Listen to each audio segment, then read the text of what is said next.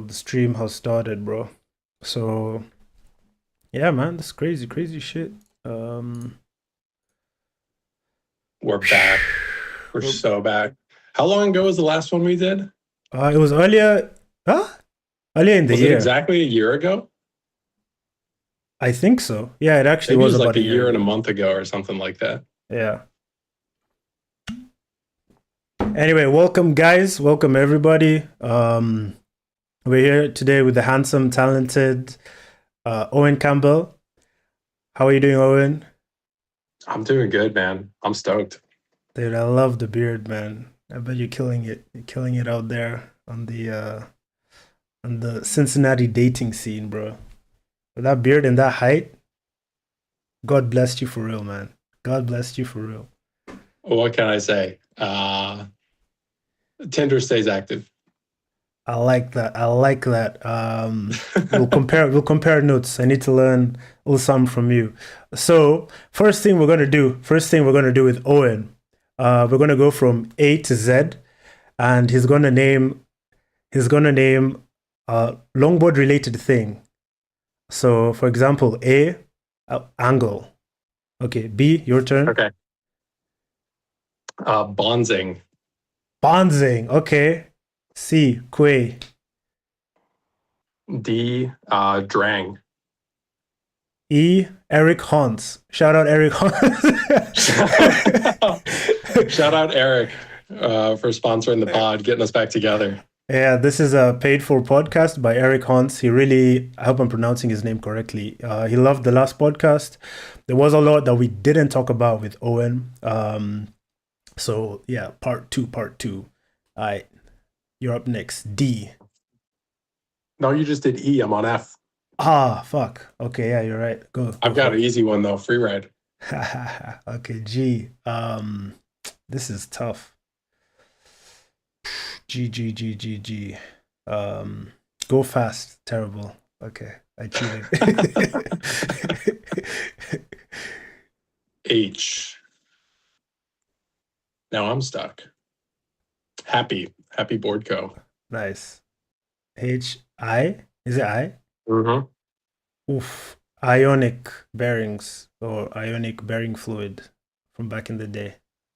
Ionic. All right, that Yeah. one's over my head. I don't know that Let one. me see. They used to sponsor a You lot of. you out OG'd me. Let's see. I don't even know. Maybe I lied. Yeah, ionic. Huh? Ionic. Yeah, here we go. Yeah. Go on. I shout out the cat. Shout out Jay, shout out the cat. Say hi the cat. Wagwan. Jay, what do we got for Jay? Shout Ooh, out. Shout out the David in the J chat. the Jehu bearings. Loaded Jehu bearings. Okay. Okay. Um. Didn't you do a review of those like way back? Yeah, and they were terrible, man. They're terrible bearings, mate. Like they're good, but Really? the Like the I've got homies who like them. I've never tried them though. the Are they really that bad? they're not that bad, but like it's like they're pretty expensive as loaded products go. True. So let's see. Maybe I'm chatting shit. Yeah, $24, and the shields didn't last as long as I'd have liked them to. Um, which is disappointing. So Zillus is still king for me. I am trying some bones bearings. Okay. Bones I gave those reds. a try. You like The them? race reds, the built-ins. They were a little too sloppy for me, Yeah. In what way? and at least for I don't know. I'm just so zealous pilled. They just got the precision right. Mm-hmm. Um, I don't like when you put the wheel on, you mount in the bearings, you got it on the axle, you tighten everything down, and then you can still kind of jiggle the wheel. Yeah, Got you. and I felt like at least with the set of race reds that I had, I still Yeah. had that jiggle, You don't like the jiggle? but I don't like the jiggle. But maybe it's not that important. I think it's important. Probably helps with chatter to get rid of chatter. Yeah, Maybe. that's the main thing that I noticed. Yeah. Chatter issues. You got anything for K? For K, um, Kevin Reimer. Kevin K Reimer. Rhymes. Wow. Okay. L, while we're on the subject, loaded boards. Loaded Easy, right boards. on the screen. They M. revamped the Tesseract. I thought that was sick. Do you like the new Tesseract? Just from the looks of it, it seems like Yeah. I would enjoy that board. They kind of mellowed out the concave. I think they might have Yeah. like widened the tails a little bit, like squared off the tails a little more. You got a little more platform there. Did the Tesseract always have like micro drops? Because I thought this one had some micro drops on it. Um, I think yeah, the old one did, but it was like wedging, I think. Oh yeah, it had rocker. Yeah. Um, That's right. I forgot. Yeah, between the rocker and the flex, it would add like a few degrees to your trucks. yeah, man. But yeah, it's a, Which I got some pushback on my story. what did you say? I posted on my Instagram story that um, boards that add wedging to your trucks, Mm, I'm not a fan of. Like, luckily for me, I've got a 3D printer. I can print anything I want, any wedge I want. So I got that solved. yeah. But it is an extra step I don't want to take. I do make exceptions for boards that have the slalom tail, that have Hmm. like a little bit of like scoop in the tail, a little bit of wedge. You can't Yeah. make a flush mount on a thing like that. So those boards get a full pass from me because I love that feature so much. Same Z's. Um, Like you like the tail, the slalom tail. You feel good. love slalom tails. Any version of them I've tried have always felt so good. So Tortuga, your pro model. Yeah. Um, I've tried a few different slalom boards. I did a little cone slalom Yeah. and borrowed some setups. Those always felt sick.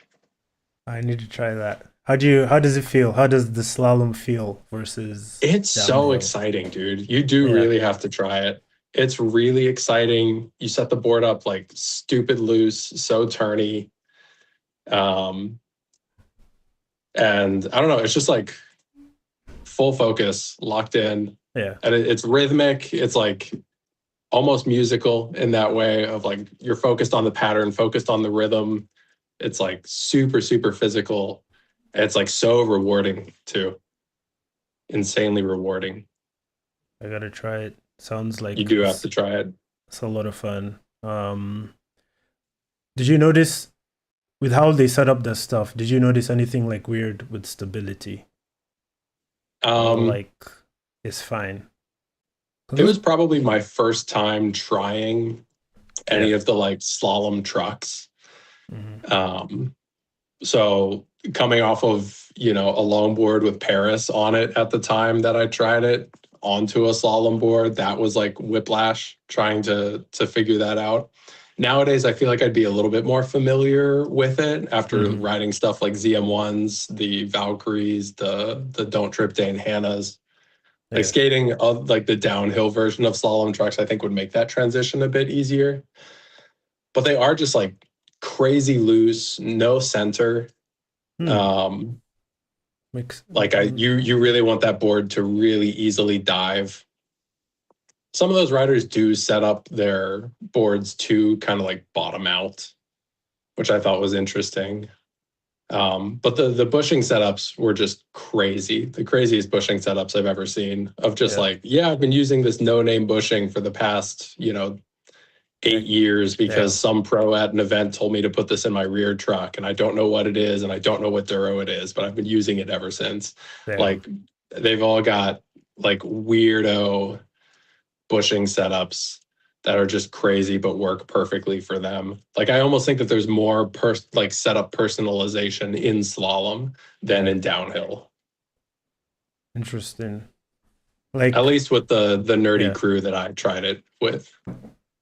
Huh. I'd love to find someone who does slalom and like pick their brain and see what's up because yeah, that does sound pretty fun and pretty interesting.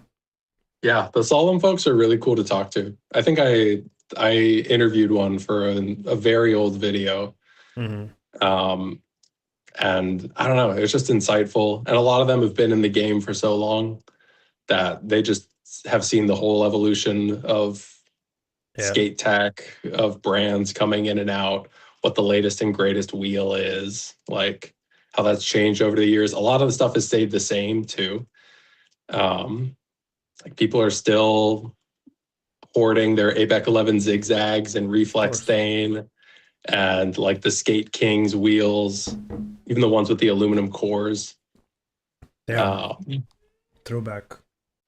yeah, real throwback stuff, but they're still on it because they're just so dialed on it. And slalom just requires such a precise like edge feel when you're really pushing it to the limit. Hmm. That yeah, you got to know your board inside and out. Damn, it's another thing to be. It's another hobby. So I don't know what we talked about earlier. Drumming, now slalom. Yeah. Yeah, another hobby to invest in. I also would love to sort of see how these things would go as like budget downhill boards. But before we talk about that, Mhm. let's see what the chat is saying. Let's see what the I was chat just is thinking the saying. same thing. Yeah, we got David Surstyle and Serrat Actual shouting out Jehu bearings and how they're incompatible with some non-loaded wheels. And that's a That's very interesting. loaded comment. So um, you got the next one. Did y'all ever go full? This is by Kurt Doral, homie, friend of the channel. Um, did y'all ever go full skate nerd and get those Quay bearing spacers? Then you'd have to pick up some non-built-ins to pair them with. Yes. Quay sent me a package of a bunch of their stuff, like their grip tape, their bushings, their bearings, their spacers. Um, so yeah, I've got the Quay spacers. I'll use them in my Quay wheels if I've got a decent like non-built-in bearing to go with them. In fact, I'll use them in the Venom Cobra cord too.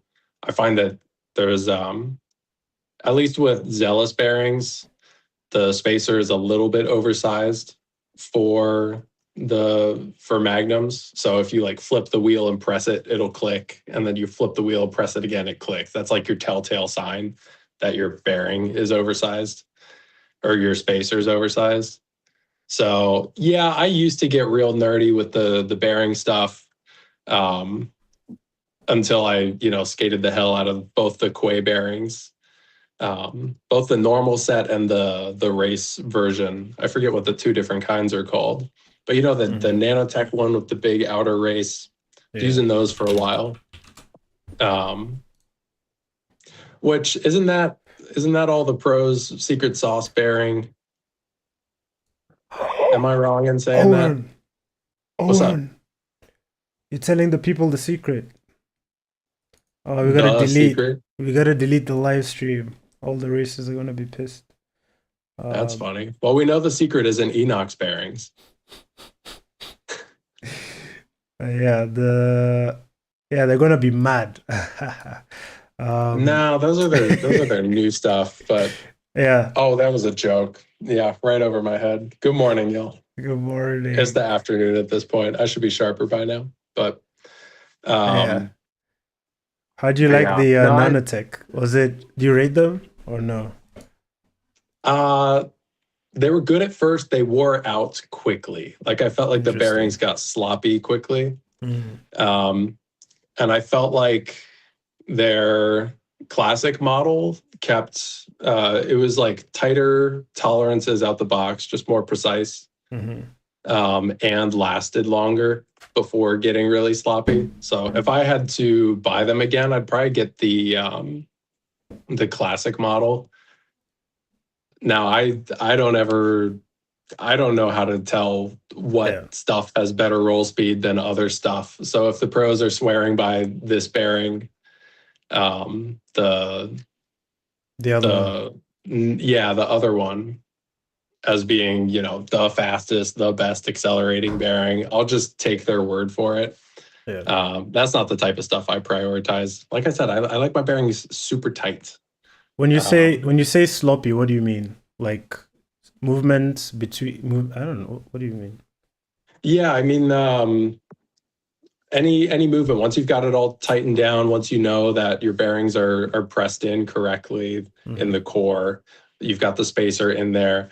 If that wheel still has a bit of jiggle and a little bit of wiggle, that's a sign that the race of the bearing has either worn out or just is a Right. larger diameter than the balls that are sitting in it. Okay. So it'll be deeper. This will happen to zealous bearings as they wear out, but Yeah. that it just induces chatter sometimes. Right. And I don't like that feeling in race wheels. I want them to be like so pressed in the Precise pavement, and smooth. smooth, and just know that I'm getting all the braking force I can out of them. All right. Um, Wait, so to interrupt. yeah. What is some new technology you've been seeing in the longboard scene that you're excited about? But before you answer that, as you mull over that question, let me speed run the rest of the comments. Silver, my mother gave me. Shout out your mom for the silver. I'm a beginner here. I like Oost bearings or Oust. I'm currently using Mach 7. It would seem that there might be a break-in. I'm not sure, but they're feeling better and better as I use them. That's sick. Curtis Darrow says, don't get wheel bite. Worst crash ever. Wheel bite doesn't exist. Demo says, you need to try bear trucks with bearing mod. What do you mean, Demos? Is that The bearing mod? the Michael, I think his name? Did he do a bearing mod for Bear Gen 6? I forget the name of the channel. It's like a Michael blue. Skates. Michael Skates. Yeah. He's the homie.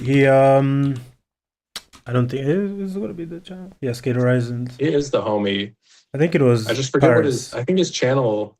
Oh, his channel is Michael Skates. Okay. But it's Because I know he's done all kinds of crazy mods to trucks. If I'm remembering the right guy. He did I think it was Paris though. It was Paris. Where does the bearing mod go? Is it between the hanger and the kingpin, or is it in the pivot? I'm assuming it's hanger and kingpin. That just seems like so much work to get that right because the bearing is so much thicker than the space between the bushings. Well, okay.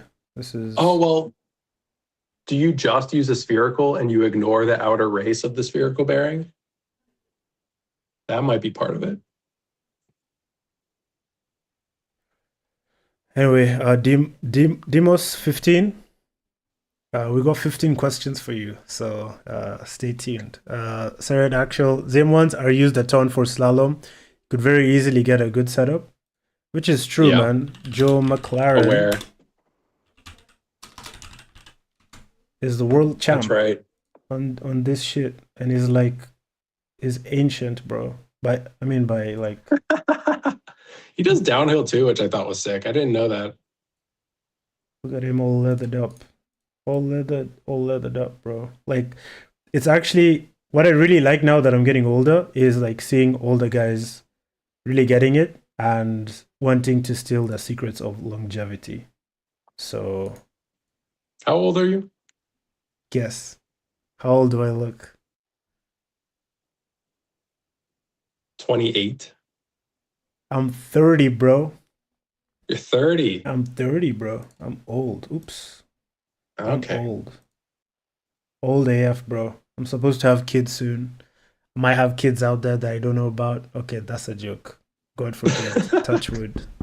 Yeah, okay. Next question. We got Kurt Darrow being like, since you are both constantly reviewing setups.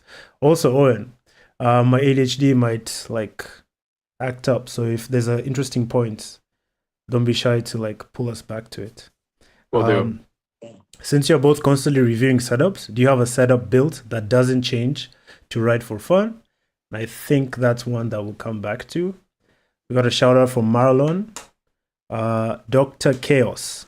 I love you, bro. You're my hero. Who is that to? Is that to? You want to start a fight, Chaos? He wants to start a fight. We'll allow him to We gotta assume it's elaborate. both of us. We'll allow him We to gotta assume elaborate. it's both of us. You want to break apart the team. Anyway, Cut Darrow, Slalom Wheelbite is a legend, not a myth. That is true. And final comment, standard size bushings trucks for slalom, greater than tall bushing trucks for slalom. I have nothing to say to that. So, yeah. Yeah, I don't know slalom setups that well Yeah. to really know. I mean, I prefer standards for downhill and free ride. Well, not always free ride, but Yeah. for downhill at least. But okay, so circling back, you asked me longboard tech, new stuff on the scene that I'm excited about. Technology. I love that all the pros, like the top riders, have started using the race box. That is so sick. So it's a GPS accelerometer combo that is typically used in motorsport. I first heard about it in the context of motorsport. Like people put it in their car when they're doing lap times or they're doing hot laps on tracks. And then they like dial in the car and, you know, change their technique to try to get more G's out of the car. It's just a really accurate way of keeping track and I guess extracting data from something that would otherwise be so subjective and so experiential. Like I've had corners that I thought I absolutely maxed out. And then the very next run, I'll go through that corner and I'll like think that I nailed the line and I'm maxing it out while somebody in front of me is just gapping me like crazy. And I'm like, what? How do I get more out of the board than I already have? And I think a race box would be a really cool way to just get more data. Yeah. And the way that they're setting up splits on the track, like setting checkpoints down the whole racetrack that they can check and say like, okay, well, I'm pretty fast in this corner, but last run I was slow in that corner. I don't know why. Or maybe, oh, I did take a different line through that corner. And now my even though my total time down the hill was the same, this corner was slow. So I know that I have more time I can extract out of this corner instead of it being such a guessing game. I just like turning stuff like that into data. And I feel like from a reviewer's perspective, if you and I are trying to say like, oh, this wheel has more braking force or this wheel has, you know, more grip in the corners, having something like a race box, it could let us like actually prove that. I think I agree. I think it's pretty cool. I wanted to show you guys. Also, Mike printed some shit out for his. I think he 3D printed some shit. Yeah, I saw that. Harry has it. Harry Clark has it embedded in his like whole foot stop, toe stop situation. Yeah, he's you don't like it. his one thing, bro. It feels like a onesie, bro. It feels like it makes sense, but it feels wrong. But circling back to what you're saying, I think they are pretty cool. I do agree as well. Like the data could be nice to extrapolate on, and also like build that configuration, have those sector times as well, and like build up on that. I really think it could be useful. Personally, I think I'd really be excited just to see how I could improve and like where I could improve and by how much as well. And then also having that data as well and being able to, I guess, put it on videos and stuff like that. I think it's one of the tools that I would have a lot of fun playing with, you know? Yeah, absolutely. I don't know how raw the data is when it comes out. I don't know if there's software for it that makes it easy to read. That might be a challenge in and of itself. It's just taking this information and converting it into skate stuff because like Yeah. cars lean, right? Yeah. But they don't lean like skateboards do. They lean opposite of the corner. Hmm. So it's like, do you have to, does it compensate for that in any way? I I don't mean, know. you know how GoPros get like GPS data and they give you like everything. Mhm. So I'm assuming it's the same. And I'm assuming it's the same. I could be wrong. I'm happy to be corrected. And they even tell you GoPros tell you like G forces and all that shit. Yeah. So yeah, I don't know. Interesting stuff.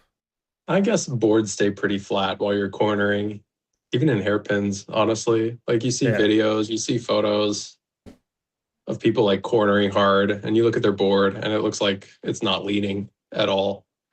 Let's see. Let's see a superstar rocking it here. That's on the Bro model. I know. That thing was treating me nice. Yeah, you like it? I'm in love with it, dude. It works so well for me. Not just gassing you up, like Yeah. that board is so good. Damn, makes me want to cry. I'm not good at receiving compliments, but it's really pleasing to hear that. What do you have it set up with? I've mostly been skating it with the Valkyrie Mark IVs, Hmm. just as I try and kind of round out the last of my testing on that. I've been skating those trucks for so long, man. I've just got to get a video out at some point, but Yeah. I got a ton of footage that day that's going to be going into the review. That's like really the last thing on any review is I figure out what I want to say and then I realize that I've got no footage for it. So I was skating that with the Valkyries. Hmm. Um, and I had it set up pretty loose. At least that's what people were telling me that skate the Valks. Had an Yeah. 84A front bushing and the same rear setup that everybody uses. Everybody, like I DM'd, who did I DM? I DM'd Yeah. Carlotti, I DM'd Bouclier, and I DM'd Mitch Thompson, Hmm. asking them how they set up their Valkyrie Mark IVs.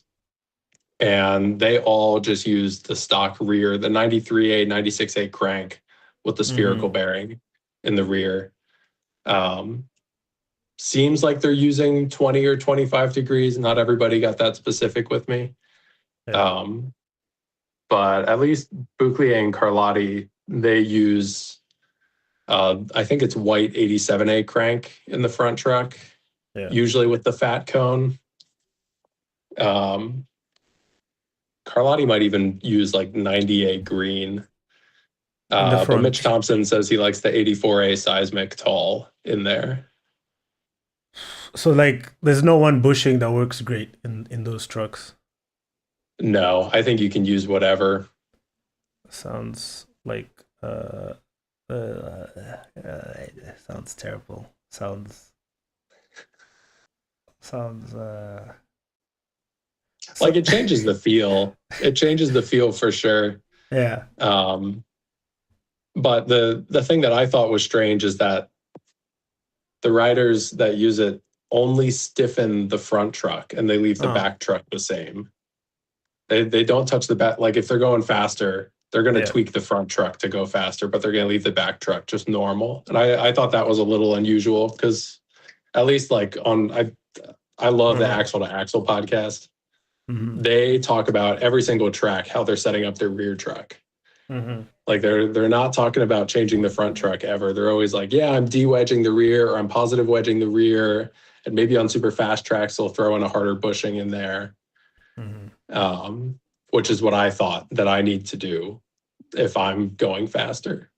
Yeah. But that kind of, I don't know, it just like flips my what I thought I knew about setting up boards is like, oh, what? Just change the front truck, but leave the back truck the same? I'll have to try that. No, that's pretty mind blowing to me as well. Cause I thought I don't know, man. They're pretty weird trucks, man. The Bucks, they look They're pretty. so weird. They look so weird in a good way. I mean, They for how weird they are, yeah. they feel so normal. Okay. That's one thing that like is hard to get across. Like they don't have crazy rake or anything. They're just sitting at like probably 5 mil rake, if I'm Hmm. not mistaken. Um,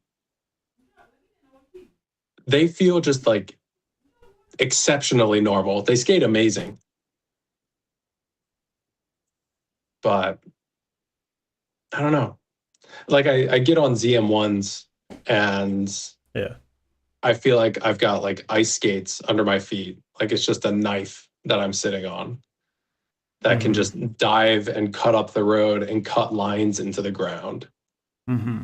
Um, so easy to tuck lean. Cornering is so easy, but it's like so sharp. And I know I'm skating something insanely sharp. Hmm. Still in its own way, kind of easy to skate, but like they feel different. They feel special. I get on the Valkyries and they Hmm. feel just like really familiar, really normal, Hmm. which makes me think that maybe folks coming onto Precisions from other cash trucks are going to be like, I don't know, just less whiplash, less like gear whiplash as you transition from one thing to another. So when you say, But they still have insane performance is the okay, other part of it. Like they still yeah, perform so well despite like, not feeling like crazy trucks. is there that like with cast? Okay, we know with cast trucks, there's that little bit of slop or little bit of imperfection in the design, Mhm. and you can feel it. And the way it manifests for me is like in a lack of confidence, like lack of confidence to go fast, lack of confidence to like slide later, lack of confidence to take a more aggressive line because there's something about the trucks telling me that um, I gotta be a bit more careful. Do you Mm. feel that with the Valks? Because you say they feel very None. normal, or you're just sending it? None. Like I Yeah, don't feel like they have any hesitation, yeah, um, no gap there. There's none of that like kind of vagueness. They're still very direct, yeah. like very planted in the road. You know what your board is doing. Mm-hmm. You know how it's responding. Um, it just doesn't. They don't feel, and it's probably because Mm-hmm. of the lack of sphericals. I see Kurt in the chat saying, "Well, there's no spherical; it's all urethane." That is wrong. You can put the spherical in the rear truck between the bushings. Mm-hmm. Um, and where was I going with that? It's it just they ZM1s and Mm-hmm. other bearing trucks like them. You skate them down a hill and they feel like super alive. Mm-hmm. Um, I guess the urethane in the Valkyries, the fact that it's not just like sitting exclusively on spherical bearings, Mm-hmm. makes it feel just a little bit more dead, a little bit more planted, not as lively. Um, Paired with the lower rake, Mm-hmm. like I said, they just feel normal, but they're still exceptional. Okay. Like you still have just as much control. Okay. Here's a here's a question. If I Yeah. was like, I'm giving you a challenge. I want you to max out this Tourney AF road. That's pretty fast as well. Which are you Mhm. reaching for? Which do you think will allow you to maximize your potential and be the best version of yourself? I've experienced better Mm-hmm. at like super high speeds. I think I've experienced better stability on ZM1s. Mm-hmm. Um, Last year, I tried to skate the Valks like plus 50 miles an hour and had some stability issues. Don't know what was going on. It was like a pretty chundery road.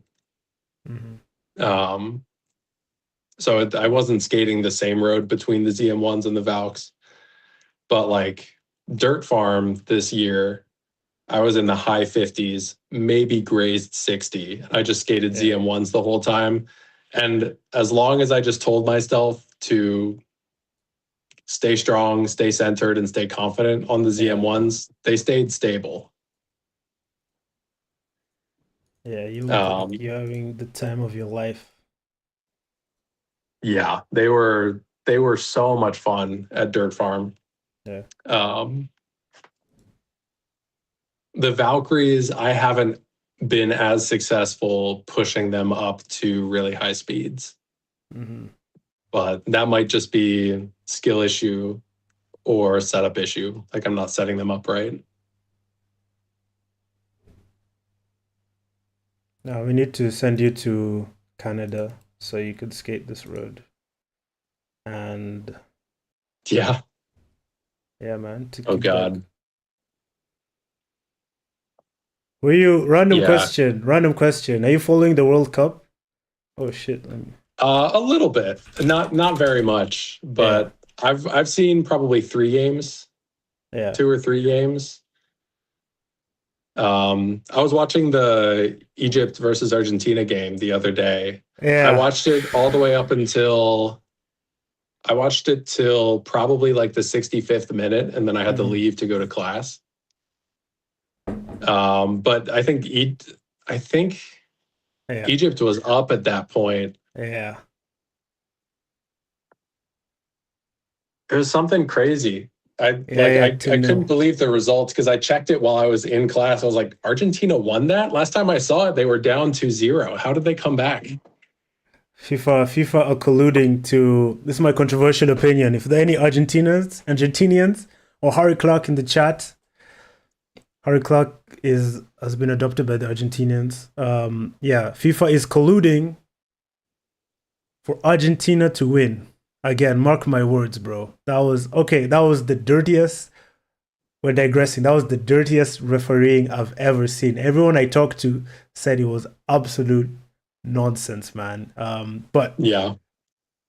I didn't see a ton of yeah, okay, super controversial stuff. I did see when they yeah, took the goal back. yeah. So that happened to Egypt, and Hmm. then more. No, Egypt had a similar. No, Argentina had a similar thing happen to them.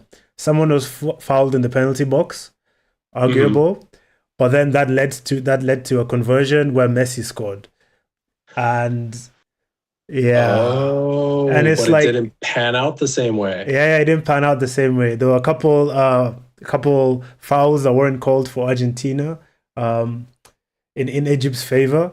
Anyway. We people got into longboarding because football wasn't for them. So let's get into some. Let's dive into some questions, man. Um, Yeah, man. So our last interview, we touched a little bit on your design work, and it was really Yeah. exciting. You had been designing a Duro tester for Ohio Wilco, I think. Duro Hmm. tester? Yeah. Shout out. Not a Duro tester, a rebound tester. Yeah, that one. Very cool stuff. Very surprising that Ohio Wilco does a lot of like they're very involved in their own wheel manufacturing process, which is pretty cool Yeah, very deeply. I think that's really commendable. and unique as well. So Unique.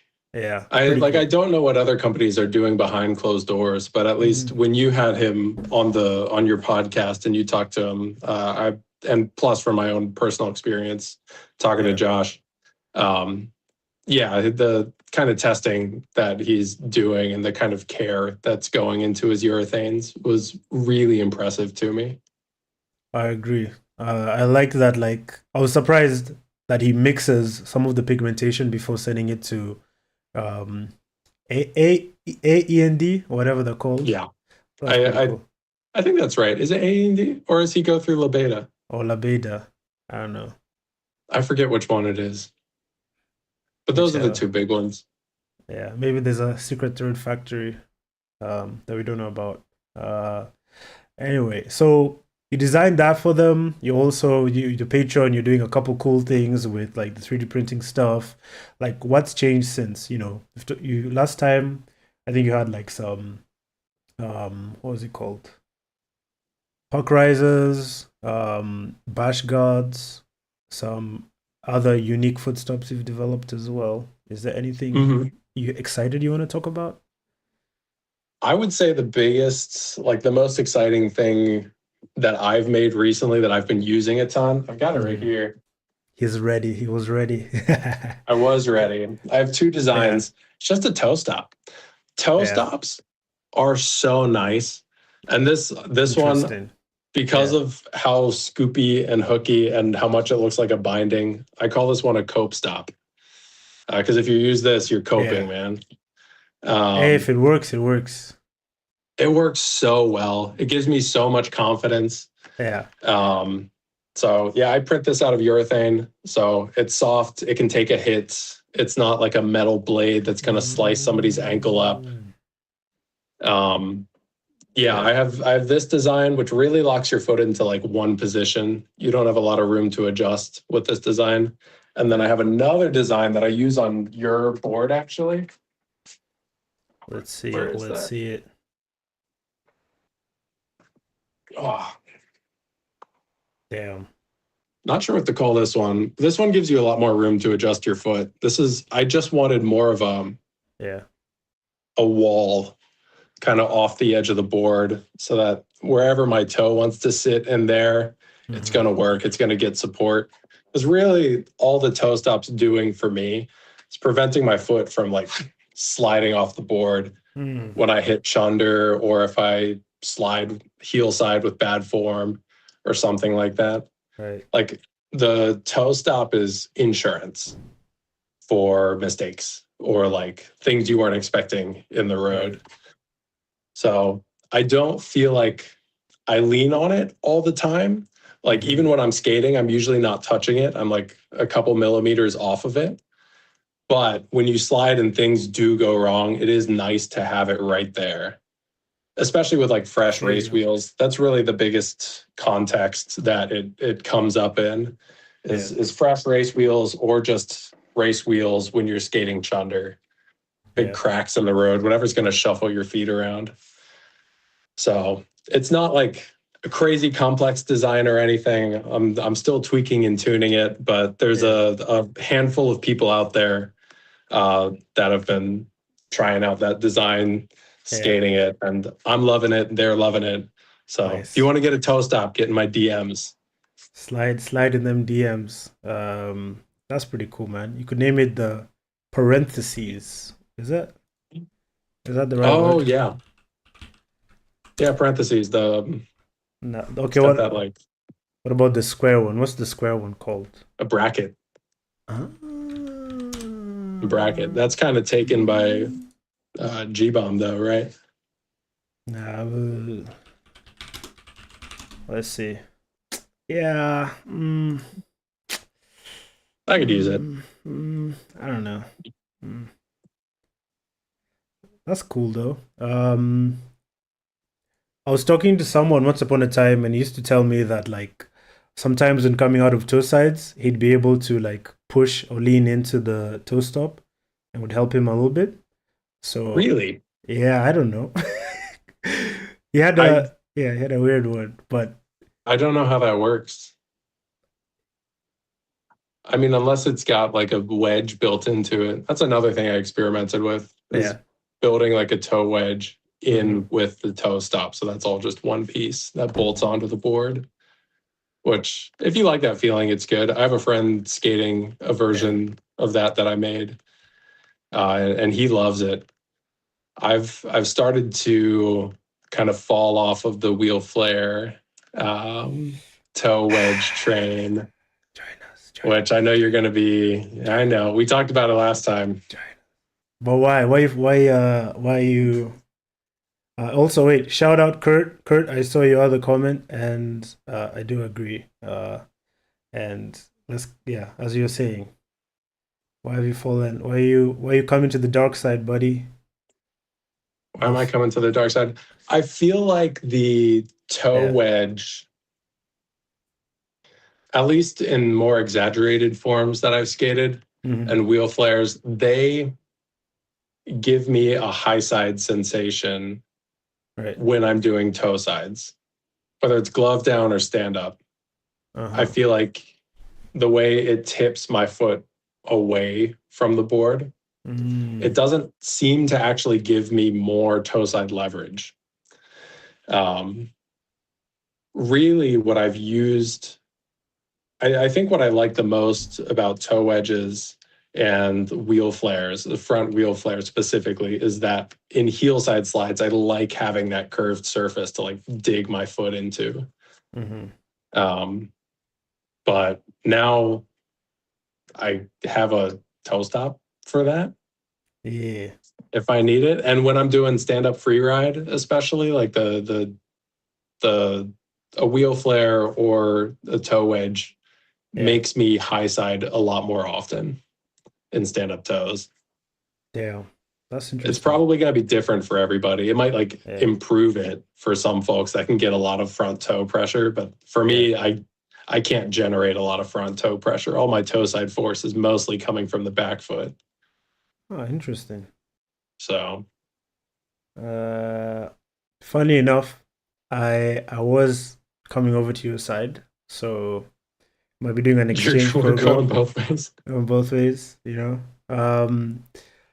I put it on my pro model, just like I layered some stuff with duct tape just to try, Mm-hmm. and I enjoyed it quite a bit. Mm. But I noticed I switched over to like the Shangang. They sent me a new deck. Yeah, the is it the CR 1000? No, the BZ3. Oh, BZ. BZ3. Yeah. If you're interested in buying one, by the way, they have some on sale for the low price of $150 shipped worldwide. Yeah, Some of that's an them. insane steal. That's a crazy steal. Yeah. The board is actually very solid, heavier than I thought it would be. It's like Mm. it's like 2 kg, 2.5. Not the same construction as your board. I think they used more fiberglass. Okay. Someone complained that my board was a little flexy, so I haven't noticed anything. But they wanted to experiment and see how this pans out. Anyway, so they sent me I this. haven't noticed the flex either. Like if I'm standing on the ground, I can force a little bit of flex, Yeah, but just like standing there twisting my feet. But when I'm riding, it hasn't come up. damn. So Maybe my other homie is just a hater. just a hater, dude. He's Australian. The sun is really hot there, so like I can I know forgive who you're him. talking about. Do you? No, I don't think you do. You told me who it I is. told you. Okay, yeah, okay, then you do. Shout out the Australians. Love y'all though. Great people. Um, they live at the end of the world. They're what are protecting us from the demons that are at the abyss, at the edge of the flat Hmm. earth. So keep up the good work. Um, Yes. anyway, yeah, so I transitioned to this and I didn't put any like toe wedge mod on it or whatever. And I noticed Hmm. that I had a slightly harder time taking toe side corners because I was used Mm. to a little bit of leverage from the mod from my bro model. I also noticed that when I did go back to my bro model, the toe side leverage was quite exaggerated, and I was able Okay. to dive in quite aggressively, which was weird as well. One thing, Interesting. yeah, it was weird. It was so weird. One thing that was pretty interesting as well was like with this board, I haven't really free rode my pro bro model at all, but with this board, like free riding has been like super easy, and I think it's more because of like the consistent leverage without the toe edge, especially toe sides. It's Mm. yeah, if that makes sense. So That does make sense. Do you know how yeah. wide this board is? Um you can bust out the tape measure for where the toes are, but Does it say the dimensions on the website? yeah, this, but you know, Oh, I'll, okay. 8.9 with taper. I think it's actually different where the toes and the heels go. Mm. Okay. Yeah, you can bust out the tape measure if So it's you close to the same width. Your board's like 8.8, right? 8.7, I think. It's Let's see.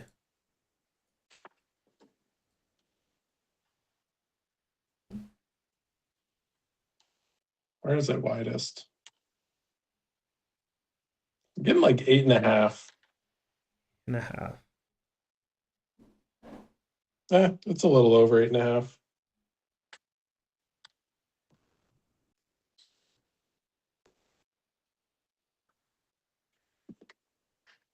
Interesting. So Yeah. you like free riding that more? But I haven't really tried free riding my bro model, to be very honest. So I haven't either. It's just yeah. it's a little too narrow for me to free ride properly. Yeah. And that's not a fault of the deck or anything. That's just my limitations. Have you noticed anything? Because the width it's a little skinnier than a lot of other boards. Have you noticed anything? And has it made you change your riding style at all? The only thing I've been noticing is Mm-hmm. that, and this might be related to the width of the board. It could also Yeah. be just a technique thing and that I'm not stretching enough. But I notice on the exit of heel side hairpins, Yeah. I feel like I'm really lacking steering leverage, like to really dig and carve the board. Yeah. And that could be a flexibility issue. Like I'm just Yeah. not getting enough pressure into my heels because I'm all bound up, getting tight and low. But it could also be the width of the board that I'm not Yeah. getting enough heel side leverage down. That's been my only complaint with my setup lately Okay. is that exiting heel side hairpins. I'm like, I want to dig a little harder, I want to turn a little harder, and I don't feel like Okay. I have that pressure. So does that also relate to the thickness? Have you noticed any difference in in how the thickness affects your ability to ride it? Uh no, not really. Okay. It's not very thick, is it? It's pretty thin, right? It's pretty skinny. It's pretty skinny, and you have flush mounts. Yeah. So I like the lowered ride height, generally speaking. Okay. Um, I think a lower ride height just feels good all around. I agree.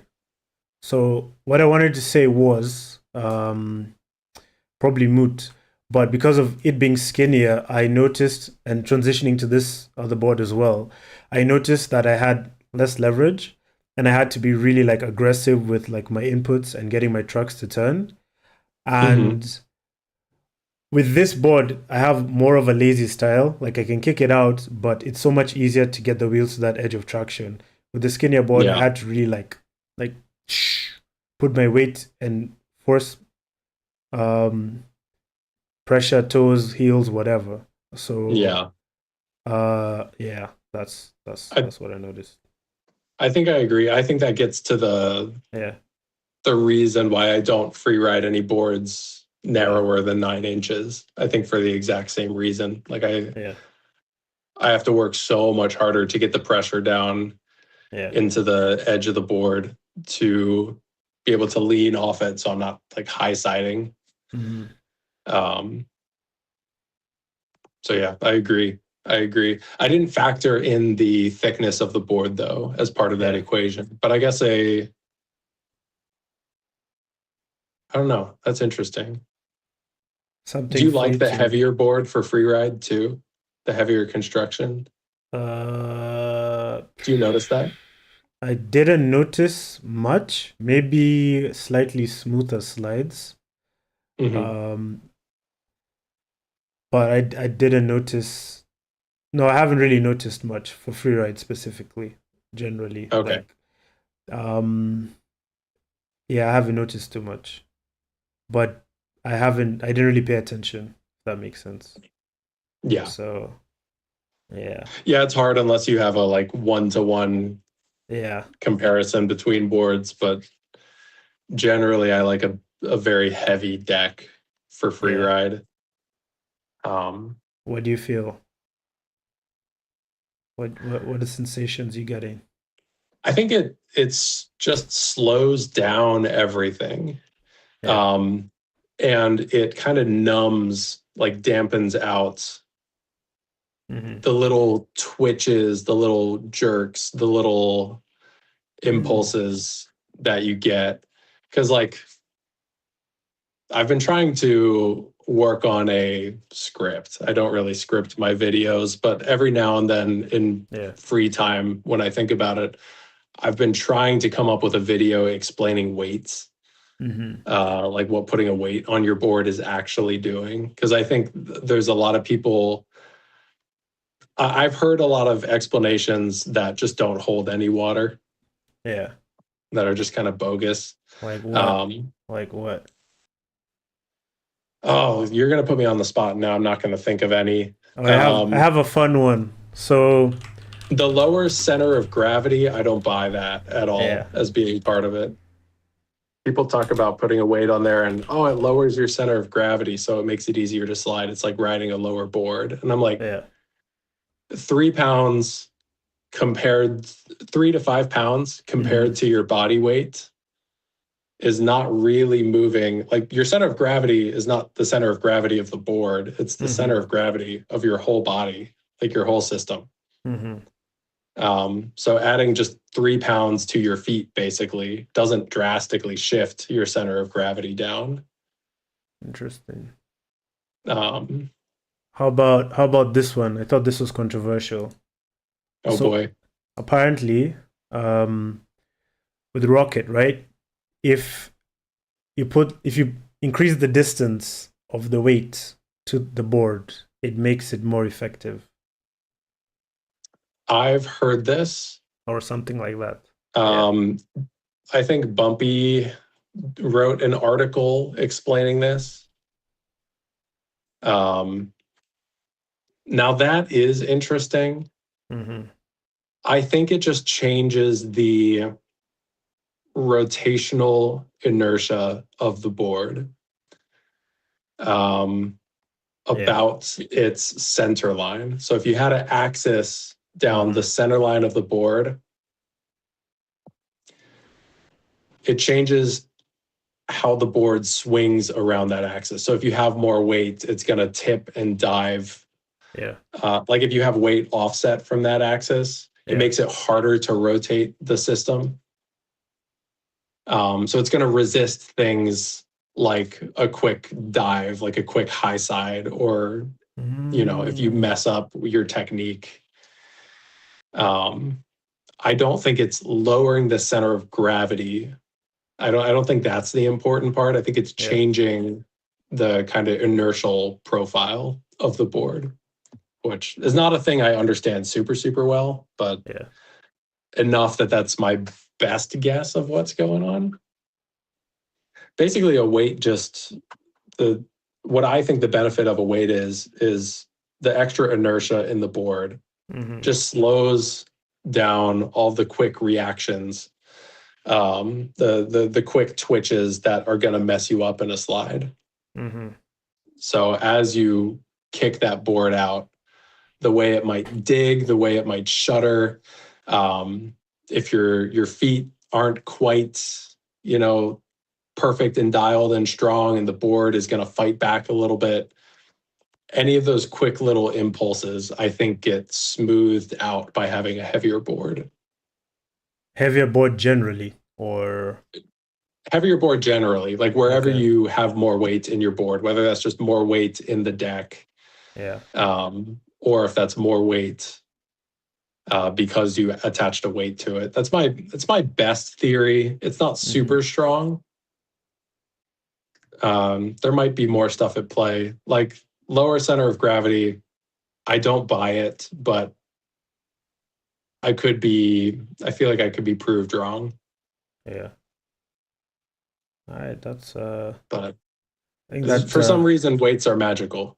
Like I yeah. don't know why. They just feel like magic. They just do stuff to the board that makes no sense. But it makes perfect practical sense. Right. So it's like, why question it if it's working? Yeah, why fight it, baby? That's terrible. That's a terrible one. That's horrible. Um, and yeah, man, that's like that's pretty interesting, man. Yeah, It's like I want to understand stuff. I want to understand why something works. There is yeah, a certain point where you got to be like, well, it works because it feels good and it works. And yeah. then you just got to leave it at that. But How do you juggle the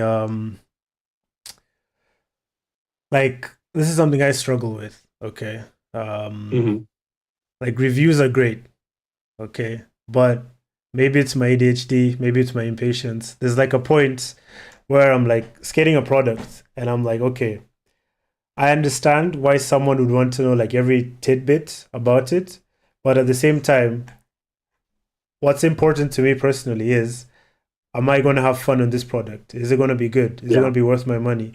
And once I have those Mhm. ticked off, I'm like, okay, cool. So how do you balance that and perhaps your quest to like um because as per our last interview, reviews are really fun for you to make. You like getting into the details.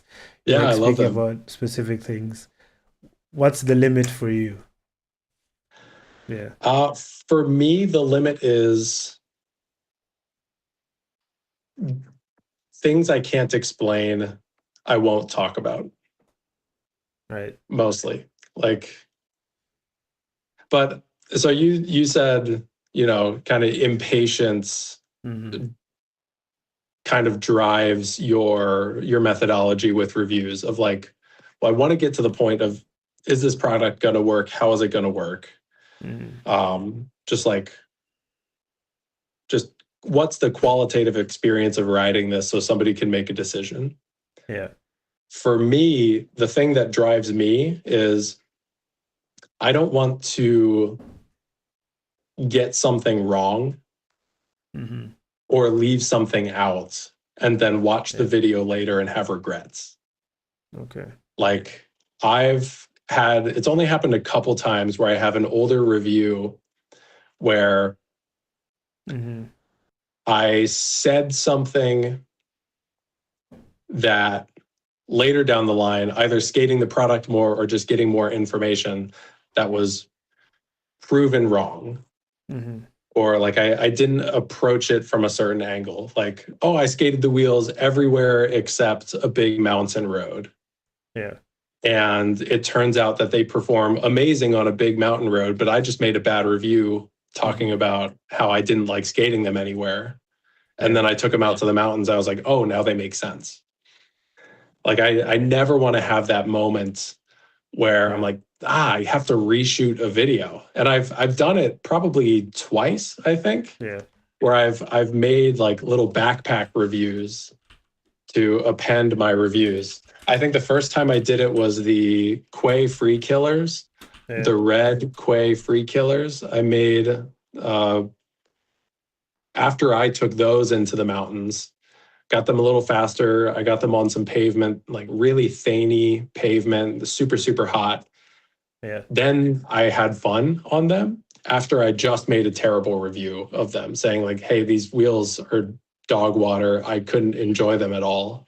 Yeah. They're so aggressive.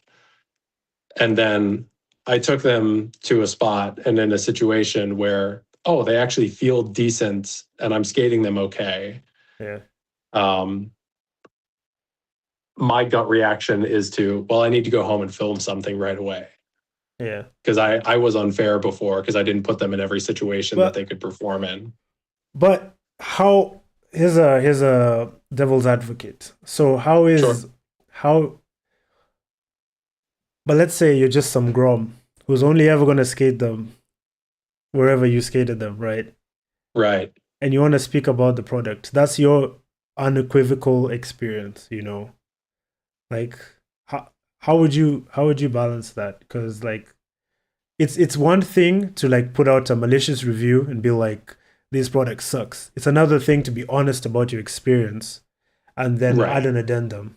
So what I'm saying is you shouldn't feel too bad about that because I think it's if all the resources in the world were available, then yeah, of course, like you gotta skate every pavement. and do the Right. and skate everything, but that's not the case at the moment. So I don't know. Yeah, you're right. There is a point where you just have to say, well, I've Yeah, tried my best. yeah, Or at least not even that you've tried your best, but I've tried enough times and they haven't proven themselves to me. yeah, Um, it's tough. It's tough. I hate that feeling of like that's one of the things that's delayed my Valkyrie review so long. yeah, Is like, well, what if there's, one more setup I need to try, one more situation I need to skate them in. yeah. Um, like the last thing on my checklist, I keep a little checklist for my reviews of like certain things I want to test or certain shots I want to get. Um, the last thing on my checklist for the Valkyries is to free ride them Hmm. because we see so many people all over the world doing amazing free ride on the Valkyrie Mark IVs. And I'm Yeah, like, I would be remiss if I did not address that. Like if I did not try it myself and speak to how these trucks free ride. Maybe they're goaded for free ride. Maybe they're yeah. just normal, and the top pros can just skate whatever truck like that. They can free ride anything like that because they're the pros for a reason. I think that's true. I think that's fair. But also, I wanna talk about Ambroise Trot. There's a clip he was skating Harry's board on fucking ZM1s and Magnums. Really? Yeah, yeah. I don't know if I can find it, but Harry was broke off for a while, and he just like I don't know. They did like a spoof clip or some shit like that, and he was skating, and it was pretty amazing. And anyway, I don't know. Just want to throw that Mm. in there. But which leads to my next question. Have you ever had a weird falling out from a review or any like weird interactions after you put a product review, like from a company, from people? And as you think about that, let's look at the comments real quick. H Bean W3 says he skated with weights a I'm going to ton. step away for just a second. All right. I've skated with weights a ton, and I'm with you that lower center doesn't make sense. To me, they dampen edge grip and dampen feedback in the slide.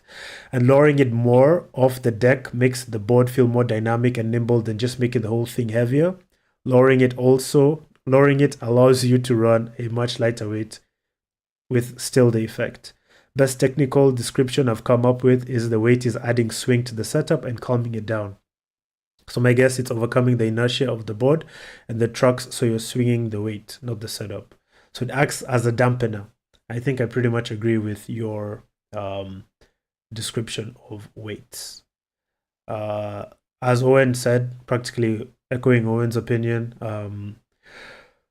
it does dampen a lot of the little twitches and a lot of like the sort of yeah, little twitches is a great way to describe it. And I really liked it for freeride, but I really didn't like it for hands down slides because I use a lot of that twitchiness to like kick my board out into the slide. And yeah, maybe I'm just a better hands down rider than I am a free rider. So yeah.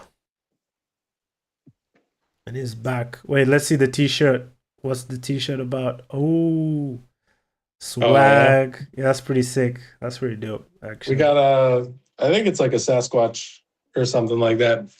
Yeah, My dad did a trip to Seattle and bought me this shirt probably like 7 years ago. nice, man.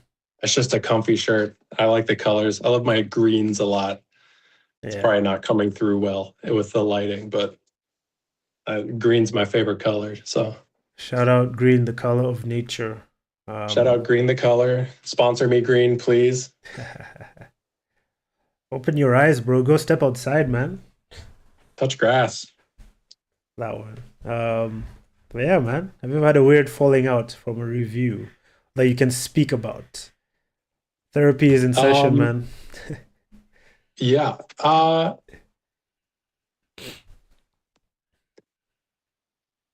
I think Mm-hmm. so. Like I just talked about the Wait. Quay free killers. I Yeah. made a pretty bad review of those. No falling out from that. Quay was just like, what's up? We're sorry they didn't work for you. Like, have you tried this, this, and this? Let's get some good bearings in there. Like, Yeah. what's like, we don't have that experience on our wheels. Like our experience doesn't match your review. Yeah. So that was like the opposite of a falling out. That was like a really positive Yeah. interaction. So I've got really high, I don't know, what's the word for it? Good vibes from Quay. I like them a lot.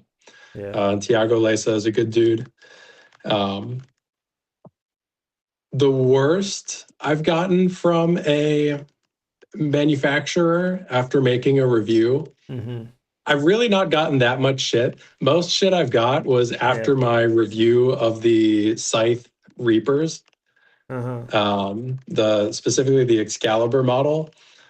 Scythe just made a couple comments that summed up to skill issue, and that was really funny. No way.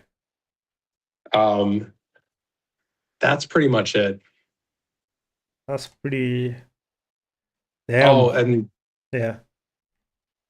yeah, there it was. Wait, did I miss it? Oh yeah, You there we missed it. go. It's a big summary of it, but I was like, these trucks are just hard to skate and weird to Yeah. set up. And Scythe was basically like, well, we skated these at Vulcan and we go 60 on these, so it's probably just a Yeah. you problem. Yeah. But I I'm just mean, like, all right. but you weren't complaining about the straight line stability, were you? I think I did mention it. Yeah. I wasn't taking them over. I couldn't effectively take them over 40 Yeah.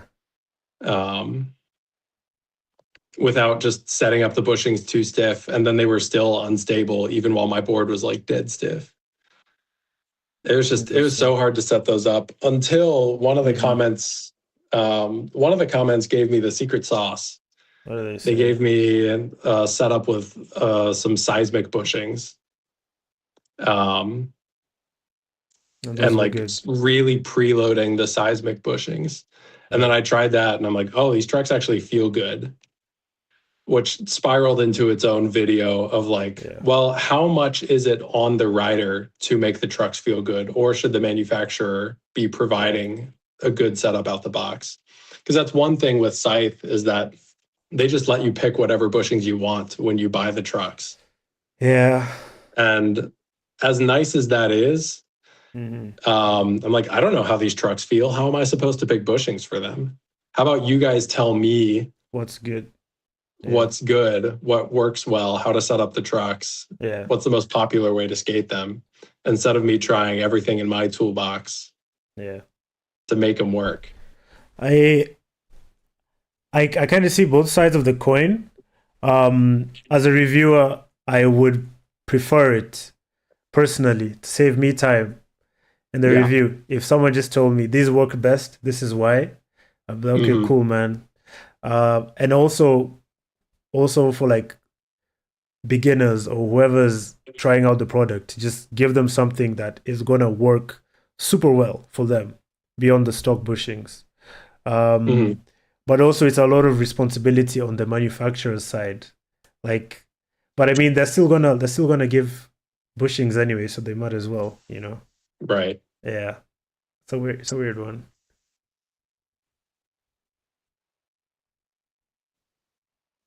Yeah, that was the Ignacio from Scythe. Pussy stable. MotoGP. Okay, thank you. I don't know, man. But here's my It wasn't yeah, that bad. yeah. Um, Hey man, there's us that, and us reviewers gotta stick together, buddy. If you wanna roll deep and like, need backup, just call me, bro. Just okay, call me, bro. I got you. But no, mostly people have been Yeah, positive about the yeah, feedback I've given in reviews, or completely silent, which is fine. yeah, which is fine too. Um I wonder what Seismic thinks of my review of the Aeon trucks. who knows, man? Seismic is what's the word? Do they pay attention at all? I don't think they pay attention to anything. I've had some one or two DMs from ASWAG. Me too. but that's as far as it goes. It's just That like, that is exactly as far as it goes. yeah, Is a couple DMs and it's- then maybe some promises that never get fulfilled. yeah. He's always like, hey, maybe if you try this and that or blah. I have had there's one of the seismic riders, I think, Couch Slides, who has said that the Oh, okay, trucks yeah. are good or something. I don't know I how see him true. skating those all the time. He's Yeah, also probably one of the most versatile riders in the world yeah. and can make those truck work fine. So here's a question for you. Um, there's a Here's a question for you. Okay, how am I going to put this? How am I going to put this? So, like, there's some riders who can ride anything, like Cole Trotter, for example. I don't think he can ride anything, but I think he's a pretty good skater. But also, he Mhm. sets his caliber threes up in the most atrocious way ever. What's his setup? He's told me like he's been riding It's the like same 85A. 85A with some old riptide bushings or something like that. He's been riding the same bushings for years now, like literally the exact same. They're worn down. I think, I don't know if he cranks them down a bit, but he's running some riptide bushings with, I think, a more voluminous one board side. Same Okay. with Dylan Hepworth. Um, I might be wrong, but I heard that he cranks the shit out of his trucks. Mm. So, and okay, so like, what did I want to say? What did I want to say? So some riders can skate products really, really good, no matter what. Okay. Yeah. Others cannot.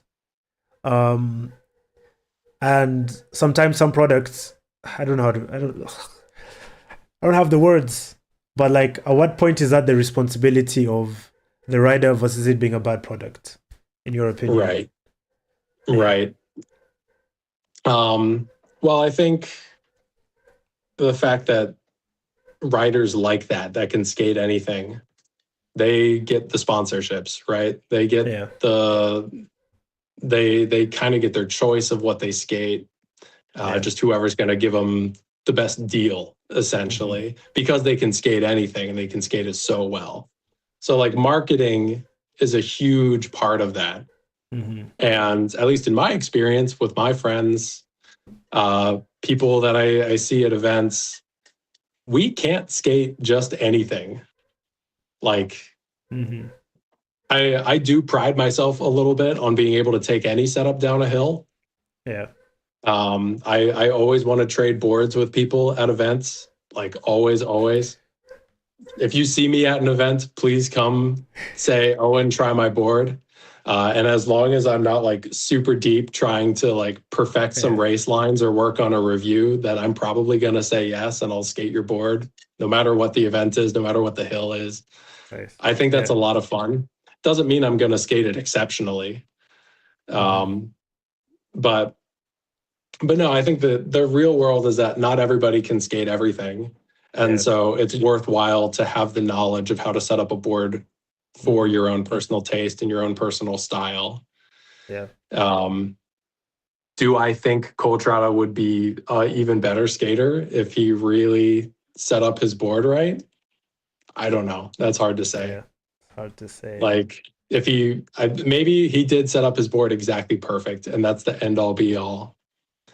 But like it's crazy for the speeds he's going. That kind of setup seems insane to me. Nah, it makes sense. It makes sense, bro. He's got the, as long as his Although bushings don't I explode. don't, Yeah. I didn't know he was using riptides. I didn't know that he was Yeah. using like a big bushing on the board side. That is telling. Like if he's using a riptide Yeah. chubby or something like that, that's pretty interesting.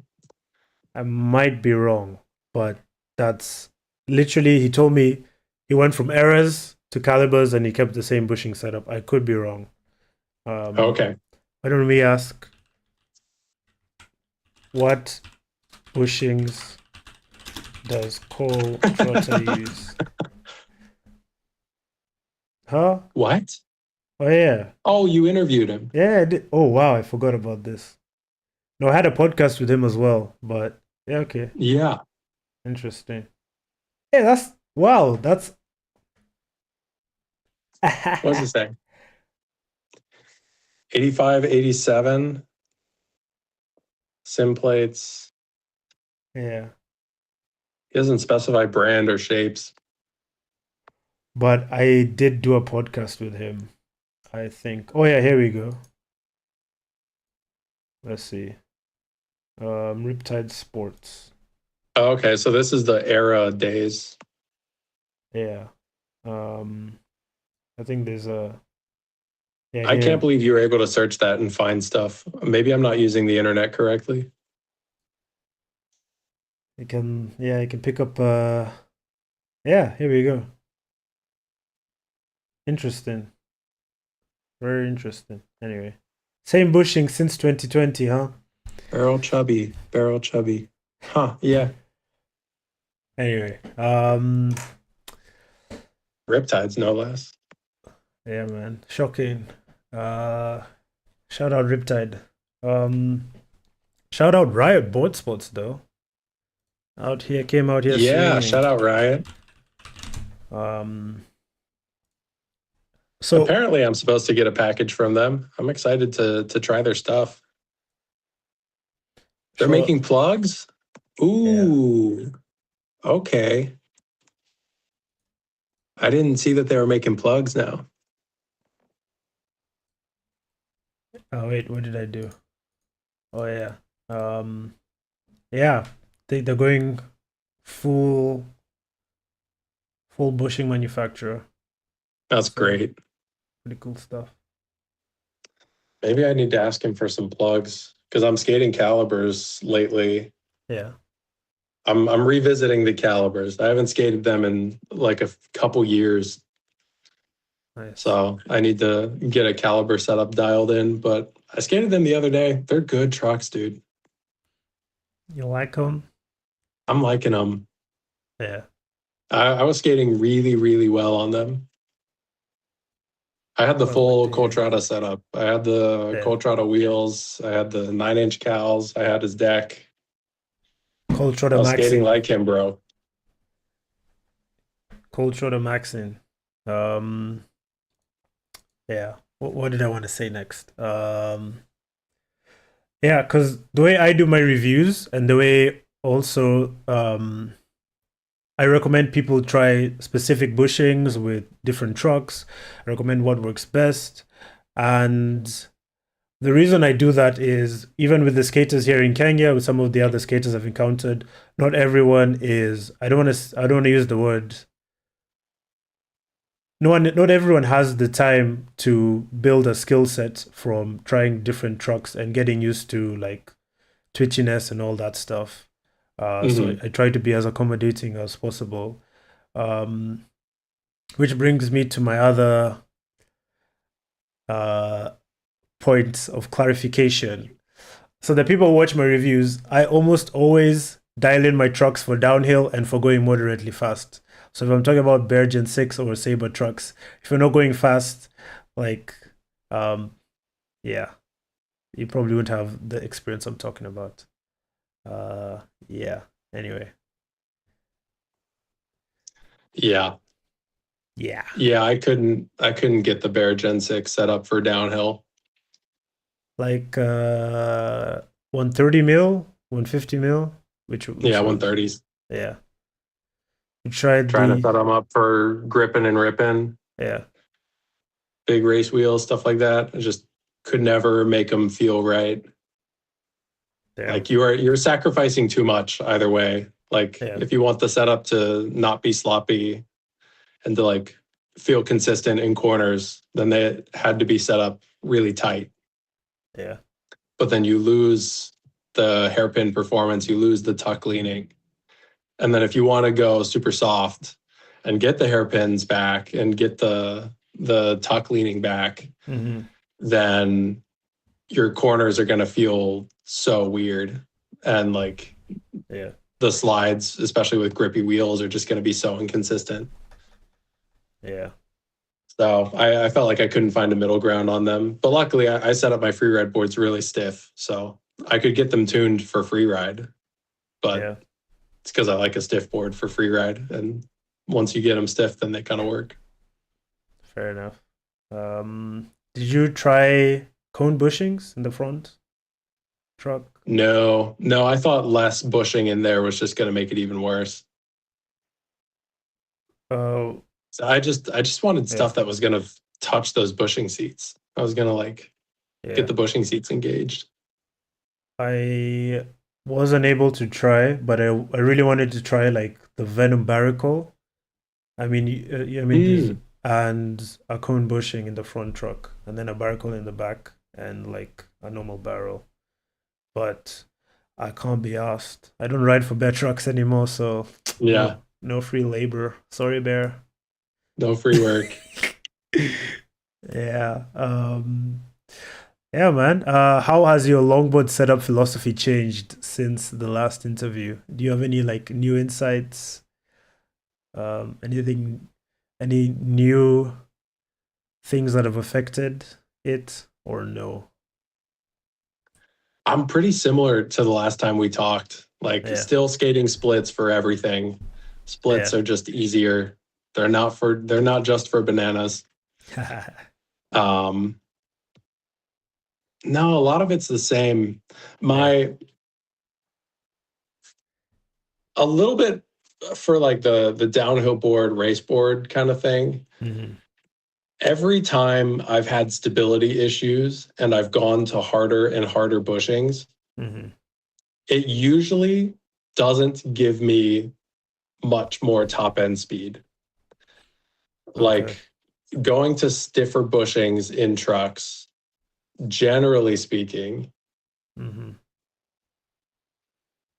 maybe gives me an extra 1 mile an hour, 2 miles an hour Uh-huh. before I just inevitably start wobbling again. Like it doesn't. Hmm.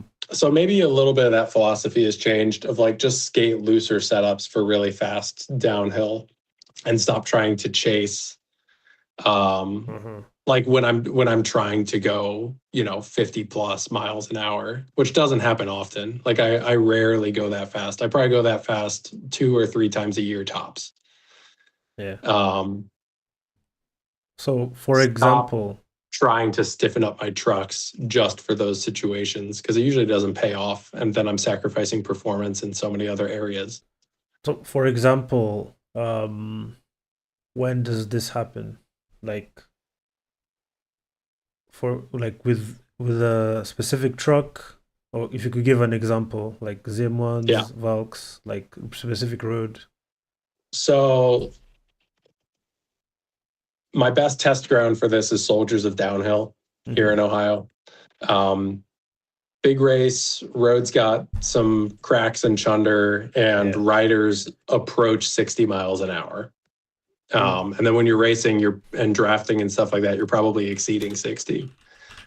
At least the Yeah. top riders are. My GPS speed in a qualifying run says 60.2 miles an hour, which, GPS is a little shaky. Not always that accurate, but Still I'll pretty take it good. because that was my fastest run down the hill ever. Still pretty Um, good. All right. As you Still talk, really insane. okay. Um, As you talk, let's watch some of the most fucked up footage I've ever seen of yeah. Dexter. Yeah. Um, so specifically, like the last 2 years, I've gone there with Mm-hmm. a like the same race board that I skated for the rest of the year. Mm-hmm. So in 2024, I went there with the Scythe trucks Mm-hmm. um, on the Tortuga, and then last year I went there with the Valkyrie Mark IVs on what deck was that? It was maybe also the Tortuga. And I early on I was just having so many issues with wobs. Yeah. Just like as soon as I start to touch 50 miles an hour, even like 45, my board's wobbling just the whole way down the hill, it feels like. Yeah. And a little bit of that is probably just normal twitchiness from the road. The road does Mm-hmm. have cracks, imperfections, pavement changes, stuff like that. And so there's probably a psychological aspect that I needed to get over, which is something I'm actively working on, is that like psyche going fast. Um, but there's also definitely like some technical setup issues there. And so the way I tried to attack it before was just going harder and harder and harder in the bushings. And it made the drift at the top more difficult, Mm-hmm. but and the corner at the top more difficult. But really in the straights, it only gave me maybe a couple miles an hour more speed before the wobbles would come back. Yeah. And I'm like, I just couldn't figure out why. Have you? And so I've always swapped over to my don't Yeah. trip downhill Sibens in both of those scenarios as like my go-to, like All stable, reliable. dead, old, reliable, go fast. And Yeah. last year I had the downhill Sibens on the Aaron Hampshire genome, Yeah. um, which was such a sick setup. Like that setup allowed me to full tuck the hill for the first time. Aaron Um, Hampshire genome. like Yeah. 25.75-inch wheelbase, um, with like a 55-25 angle split and the Yeah. don't trip Sibens. Yeah, that big board, dude. And it was sick. Like it made it Yeah. trivially easy. That thing feels insane to tuck lean, like really, really good. The Yeah. concave is shaped like a V. Yeah. Or at least that's the closest thing that I would describe it as. So you really have your feet like a ton of leverage and pressure on both sides of the board Yeah. for tuck leaning. It was so nice. So nice. Nice. So that's like, Yeah. I skate that board one time a year and it's at That's Soldiers of soldiers. Downhill. Nice. Um, what wheelbase are you skating on the Tortuga 20. 20? Yeah. That's the wheelbase for all of my Race like boards. modern race boards. Yeah. So okay. Anyway, I'd love to give you some things to try.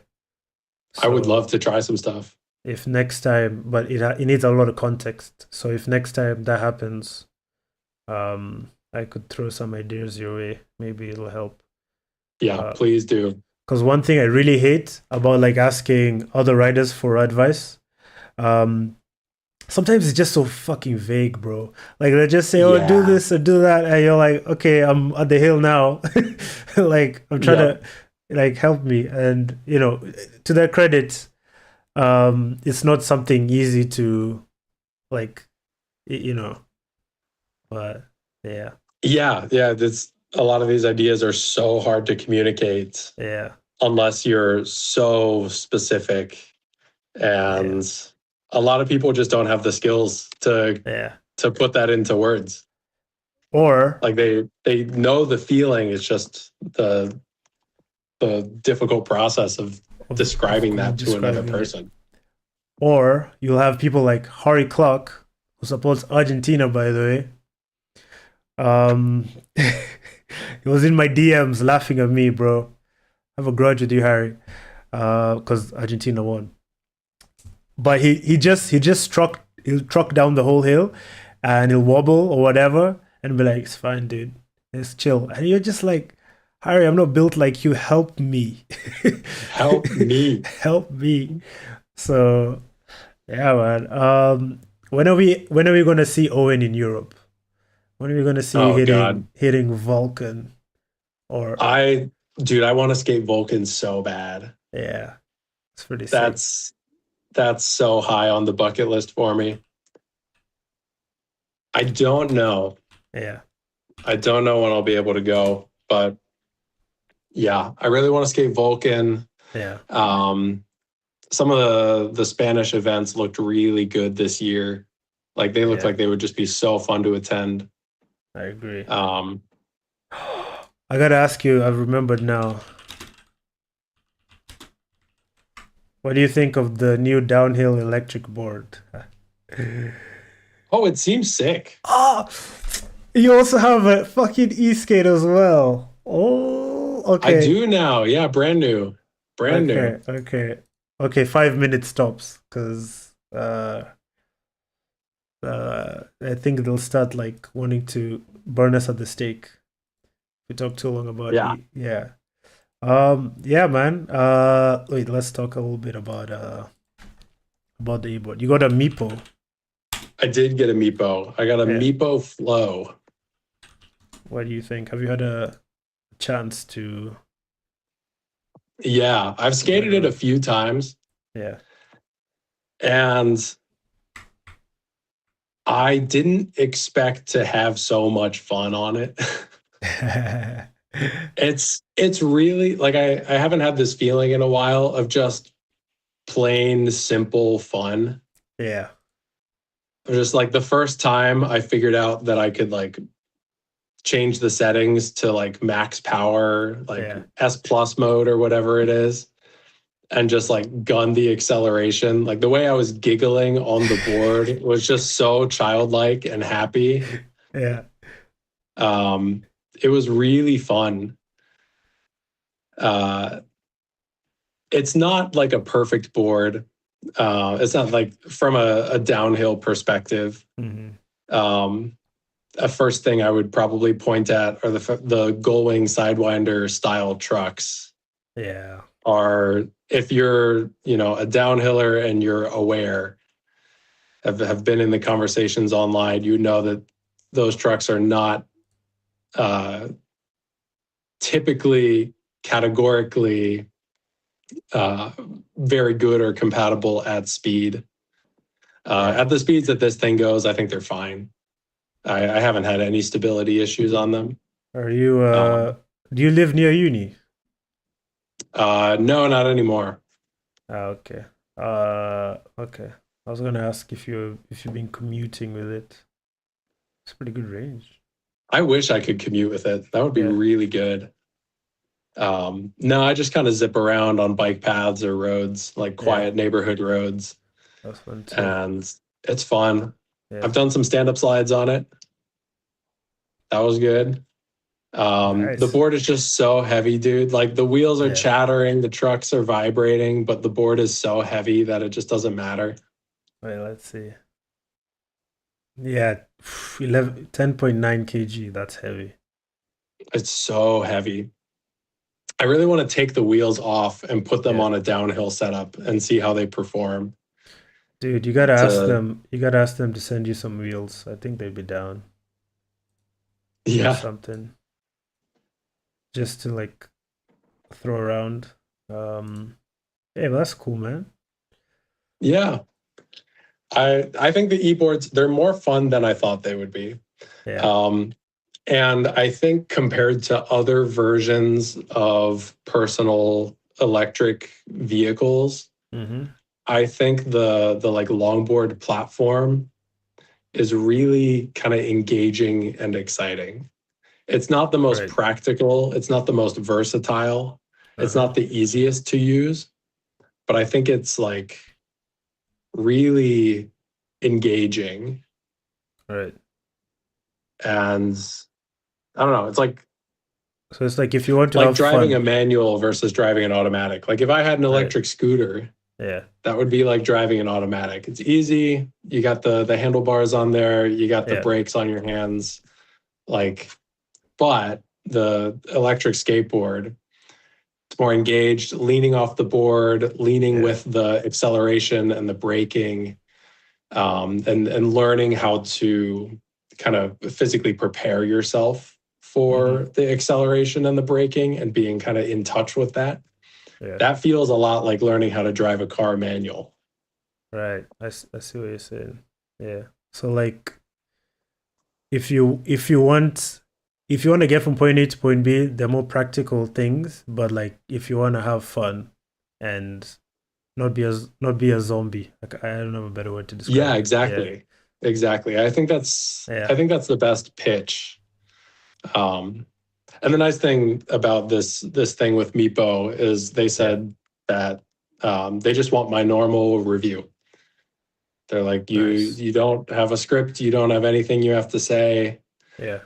Just review the board how you would review any other downhill product. Like you don't have to I talk see. about the motors and the batteries if you don't want to. You don't have to talk Yeah. about the range. You don't have to review it like an e-skateboard. Like you can review it like how you make any other video, Right. um, which is really nice to have that creative flexibility.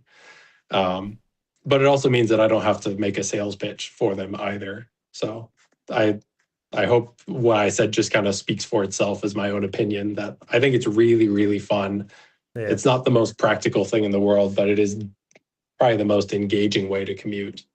Yeah. All right. Look forward to the review and any content that we get along the way. Yeah, man. Thank you for shout out Meepo. Shout out. Shout out Meepo. Yeah. Yeah, Yo, man. the trucks have insert bushings from the factory. Really Yeah, I had no idea. interesting. I took the trucks apart the other day because I was trying to Yeah. mess around with taking out the middle section of the sidewinders and just Yeah. turning them into TKPs. But then I didn't have the wheel clearance anymore. Mm. So I 3D printed some tall risers for it. But in taking the trucks apart, I learned that there's insert bushings in the trucks, which is like such a nice touch. That's pretty interesting, man. It's like a really thoughtful thing to include that they didn't have to. Like nobody would be looking for that. Yeah. I feel like I would be pretty certain that most of their customer base, most of their clientele would never think about the insert bushings in the trucks. But I thought that was sick. I think that's pretty surprising. I never would have. Oh, is this it? Little white thing. Yeah. Yeah, mine are black, but yeah, it's like a separate independence bushing in there. It's pretty interesting. It was super interesting. I'd love to see a slalom type electric board one day. I would too. So let's hope the crazy people in China. Yeah, so that board, I really like the idea of building an electric board with the downhill setup philosophy. Yeah. Like wheels that can slide well, trucks that are going to be precise and stable. Like that's really cool. Yeah, I agree too. Yeah, and I'm just getting FOMO from all the fun stuff seeing people do. Anyway. Yeah. Yeah. Yeah, same. I would love to get this underfoot. Inshallah, Lord willing. Let's see. So now I'm gonna ask you some questions that I got from Instagram. Ooh, you got questions from Instagram already? Yeah, man. Some people DM'd me. They wanted to pick your brain. There are two simple questions and one very complicated question. Okay. I don't know why Matt. Anyway, Matt just wants. Anyway, Josh asks, could you please ask Owen how he slides split trucks versus symmetrical trucks? Okay. As you do that, let me. Oh yeah. So splits versus sim, it just changes where you put your weight and it changes your kick out.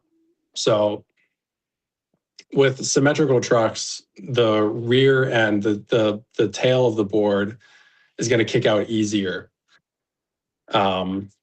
It's going to want to rotate out into that slide on its own very naturally. And so I find that I need to counteract that when I'm skating sims. So I end up putting more weight into my front foot while I'm initiating the slide. And then once I have the slide kicked out and I want to hold it, then I transition my weight to be kind of 50-50 split between the front and the rear, maybe 60-40 split. But I think sim trucks, I've got that very deliberate setup carve with my weight on the front foot, trying to make sure that the board doesn't steer out and rotate before I'm ready for it to kick out. Whereas with symmetrical trucks, when I'm doing that pre-carve, as I'm about to get into the slide, because that rear truck steers so much less, you can really put a lot of pressure and force into the rear truck. So as I'm setting up and kicking out a big split angle, like 50-30 split, 50-20 split, something like that, I'm really loading up the rear truck so that those wheels start to come out in that slide, so that they start to drift. They have like pressure on them because the truck is not helping me by steering out, like that oversteer, the natural tendency of the board to go out into a slide. So I find that with split angles, I could put more weight onto my back foot so that once I'm in the slide, I can keep the weight like close to 50-50 front rear. And then sim, I have to weight the front truck more so that the back doesn't kick out too early. But then transition that weight back to balance so I can hold out the slide for a while. Because I feel like if you have too much weight on your front foot in a stand-up slide, the slide just doesn't hold. That front truck's gonna kind of scrub and wash. And as you answer that, I also want to throw in, do you think people should, okay. So as I said earlier, the way I set up my boards and the way I recommend people set up things is so that the progression of learning is way faster, right? So do you think people should set it up that way with a focus on progression, or set it up with a focus on having fun, experimenting, not necessarily having the most dial set up? What do you think? I'll leave you that question. Yeah, that's a good question. So I think I always lean towards set up for progression, like set up the board so that it inspires confidence in you, because the more confident you are, the better your board feels. The more quickly you're going to learn, the more quickly you're going to kind of get the courage and the bravery to try new things. The counterpart to that is that if you set up the board too dead, too stable, then you're going to miss out on kind of the low speed slides. So I find I just had this experience the other day. I was teaching somebody how to do stand-up slides for the first time. They can do heel side slides, they can do glove down slides, but they really wanted to learn stand-ups. And the problem that we encountered is that their board with like 23-ish, 24-inch wheelbase and 44-degree symmetrical trucks and the bushings that were in them, it just couldn't steer enough. Like it was really hard to turn the board and they couldn't carve kind of into the slide. So my thought process during that is, well, instead of these symmetrical 44s, I think we need to try to get some 50-degree trucks on this board so this thing can actually carve and you can initiate these stand-up slides at low speed. I don't think split angle trucks would have helped this person because it would have required them to go much faster into their stand-up slide attempts than they realistically needed to go. I mean, they were on snakes, so like they could do those little kickouts really slowly. So to catch you up now that you're back, I heard everything. Oh, you heard everything. Yeah. Okay. Yeah. No worries. No worries. Yeah. Right on. So yeah, like usually I say do what inspires the most confidence in you, which is often a well-tuned board for progression. Split angles are often a part of that. Like they make a lot of aspects about skating easier, but specifically in the context of teaching somebody these stand-up heel side slides, like they just couldn't carve deep enough to get the wheels up to that edge of traction so they could kick them out and make that slide happen. Like they just, at the speeds that we were trying to learn them at, it was really difficult. Interesting. Yeah, like I took their board down and did a couple runs just trying low speed stand-ups, and like it just took so much effort to kick them out. Like I could kick them out, and once I was in the slide, it was fine, but it just took a bunch of force you Yeah. know, Okay. that I couldn't expect a beginner to try and generate. What was the setup? And fun fact also, or not so fun fact, I don't think I've taught someone how to sit down slide. I've taught like a couple people, but I've never taught someone how to do actual stand up slide, which is funny. Um. Anyway, yeah. What was the setup? What were they writing? It was a Pantheon Gaia, Yeah. specifically the Summit series deck. Sorry, your Oh, did horizontal. my sorry, I just got a call Yeah. and it messed up my whole thing here. Um, No Summit series worries. Pantheon Gaia with Yeah. like a 23 or maybe 24-inch wheelbase, Mm-hmm. and then caliber threes raked. I think they were 9 inches and 44 degrees. And Mm. there was like some seismic bushings, I think, were in there. Um, Ideally, that's probably a great setup for a little bit faster free ride. Yeah. And this person can go fast into their glove down slides, like can do them like 25 miles an hour plus. Mm-hmm. Um, but for free riding, like we had to loosen that. I'm like, okay, first thing that we're gonna do is we're gonna just like loosen your trucks Mm. by uh a half turn on the kingpin just to try and Yeah. get more carve, more lean, so you can really get a feel for this kind of like deep carve and kick out that you need to be doing. Yeah. But even that wasn't enough. But interestingly enough, the looser setup, even though it was a little bit more unstable, they went back and did their glove down slides at that full speed again. Mm-hmm. And they were like, oh, I feel like I have more control in my slides with a looser Yeah. setup. Like I just have a Interesting. better feeling. Yeah. It's pretty Um, cool. Yeah. so yeah, if you just chase what's comfortable, you'll often start skating stuff that's like really stiff. I feel like that doesn't Mm. turn very much. And Mm. then you might just in that naivety kind of corner yourself with a board that you can only skate effectively very fast, which is not ideal for learning everything. Mm.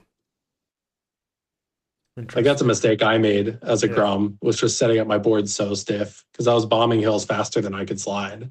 Mm-hmm. Um, and then when Interesting. it came time to slide, I started having issues until I learned about, oh, I can, buy a range of bushings and have softer bushings, and maybe I can just skate something looser. Yeah. That's interesting. Um. Hmm. But a lot of Hmm. modern trucks do both, right? Like Yeah. ZM1s, they Yeah. do both. You don't have to choose between having a very turny setup and also a Yeah. very stable high speed setup. Yeah. Um, I think I agree with you. I think I mostly agree with you, but maybe I should be more open to that because I'm starting to realize that I don't know if it's a fault of me as a mentor, but a lot of the people in my scene aren't progressing the way I thought they would. But there could be other issues with that. I've And been there. yeah, I've been there. I used to teach a ton of people here, and yeah. um, it's tough sometimes Mm-hmm. when you see like potential in somebody Mm-hmm. and you start to envision what their path of progression is going to look like, and then for Yeah. one reason or another they don't quite get there, they kind of like plateau. Yeah. It's Mm. I think it's cool that you see potential in people. I think that's what I gathered from your comment there, is Mm. that you see potential in the people in your scene, but they're not progressing up to the potential you envisioned. Kinda. It's more selfish and more what do you call it? More selfish and more I don't know what the word is. I feel so the potential is there. Okay, here's my head canon, okay? I think with the right setup, with the right tutorage, I think anyone can be a great downhill skater. I don't think it's hard at all. Um and I feel like I have failed by not manifesting that or making that happen. And I kind of have made that Mm. happen. Um it's so weird because, and I don't know how to disassociate or like separate talent from talent as in being able to skate a lot of things well, um, versus having a good setup, if that makes sense. Because like I don't know how to put this, but like when I've put people on good trucks, they skate so well, so easily. Hmm. What am I trying to say? But there's also that like, okay, even though you have good trucks, you can still skate whatever you have really, really well. You know what I mean? Yeah. Like if you just practice and put in the time. And is there's that skill gap that I feel like I don't know, man.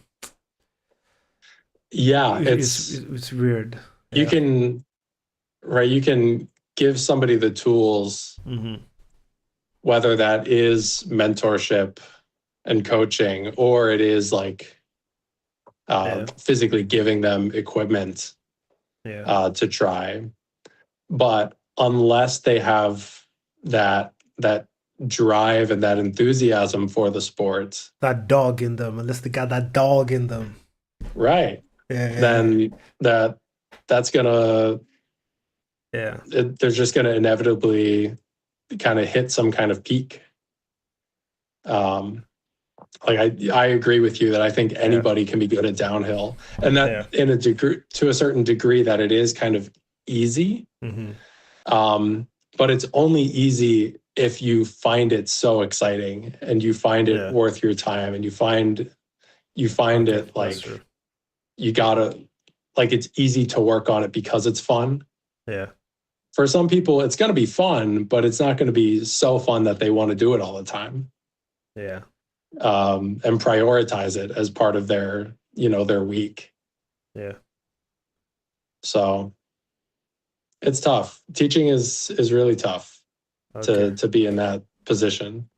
But it is so gratifying to teach Yeah. somebody how to skate and to see them like just make progress, become confident, learn new Yeah. things, and develop their own excitement and enthusiasm for the sport that's independent of you. Yeah. Like that's rare. It doesn't happen often, but when it does, it's so sick. Because then Yeah. they get the enthusiasm and they start teaching new people. Yeah. And then they're like, oh, my friends, you guys got to come try this. I'm doing this new sport and it's so cool. Like that's how I see it kind of manifest and grow. But it does take a little bit of luck in finding the individual that has that spark for it. Yeah. That's not only got the skill, like not only got the talent and the ability to be coached, but also that's going to have enough drive to invest in it. That's okay with dying, getting crushed by a truck. Sorry, that was Yeah, the dark. sport is scary as hell. The sport Yo, is so scary. yeah, it is scary, but I think it doesn't have to be that scary. We recently, okay, there's a one question I want to ask that Brosidon, what's up? What's up, Brosidon? Shout out. Asked that I want to touch on. So Poseidon says slower, loose setups lets you get the ankle mobility slash strength to ride those setups harder instead of just throwing on freeride cones and eliminators to cope and send it on faster on an open road. So my question is a derivative of that. Do you think, and I said something that was controversial in a recent YouTube video. I said that the difference between I said that I don't like the description that more experienced riders have stronger ankles. I said I Mhm. disagree with that because I don't think my ankles are stronger than anyone else. I think I'm just able to relax a little bit more and understand that the feedback you get from the road and how to not amplify that, if that makes sense. And someone else Right. disagreed with it. So what are your thoughts about that? Do you think you got stronger ankles?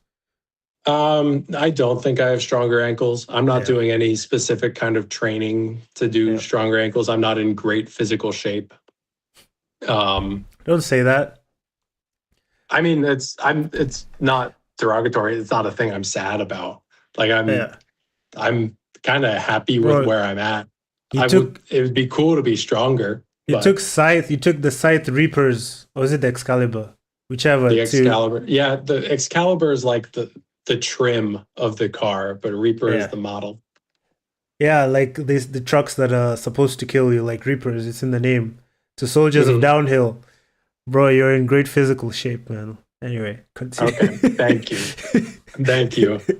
I guess you're right. Yeah, Um, there's something to be said about the like mind body connection, like that yeah, muscle memory that a skater develops over time. yeah. That that muscle memory is doing so much more work Yeah. than you're aware of.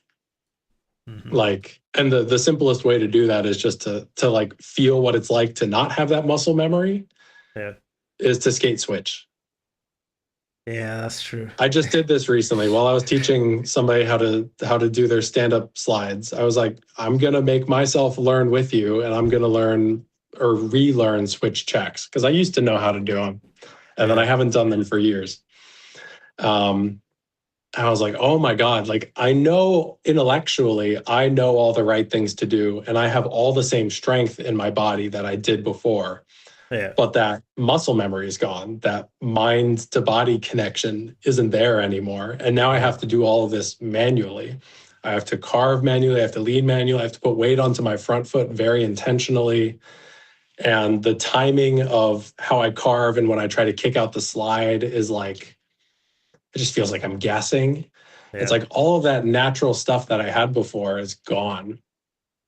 Um, so, whatever it takes for a beginner to develop that muscle memory Hmm. is good. And really, that's just riding your board. That doesn't even have to be downhill. I agree. Like, nothing's going to make you better at being a downhill skater faster than just skating around your city every day.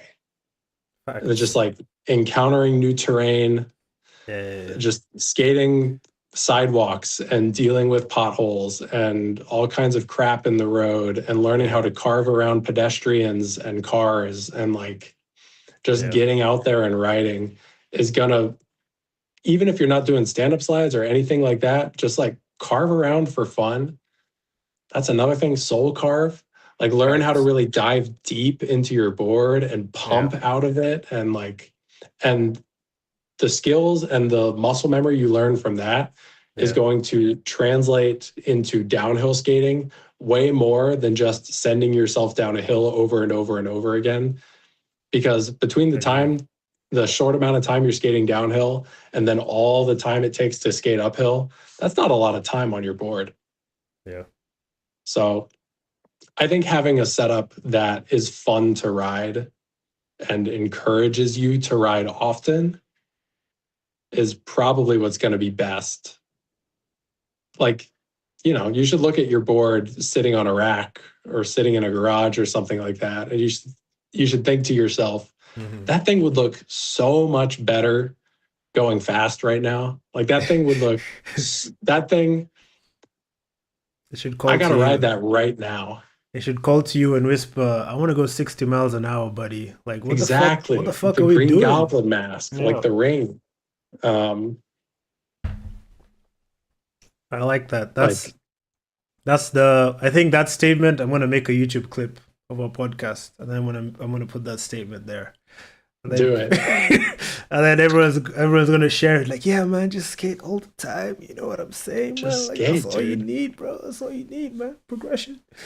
Fundamentally, yeah. Yeah, man. I like it. I That's like what it. made me good at downhill skating very quickly, Yeah, nice. is just skating every day, not even necessarily doing downhill, but just riding my board all the time, everywhere. Yeah. And frankly, since I stopped doing that, since I stopped going to college where I could commute every day on a skateboard, like my Hmm. progression has plateaued a little bit since Hmm. I'm not riding all the time. Hmm. It takes me longer to learn new skills, to learn new slides, or to go a little bit faster into a stand-up slide or things like that. Like, Yeah. so I've Skate noticed more, that bro. firsthand. Skate Skate more, more, bro. Skate more, even Skate if it's it. not downhill. Skate every fucking day, bro. Skate every fucking day, man. If you can, 365. it's gonna pay off tenfold. Yeah, I agree. That's practically hard to do, but Yeah. Shout out Adrian Tremanis. Is the only guy who skates every day.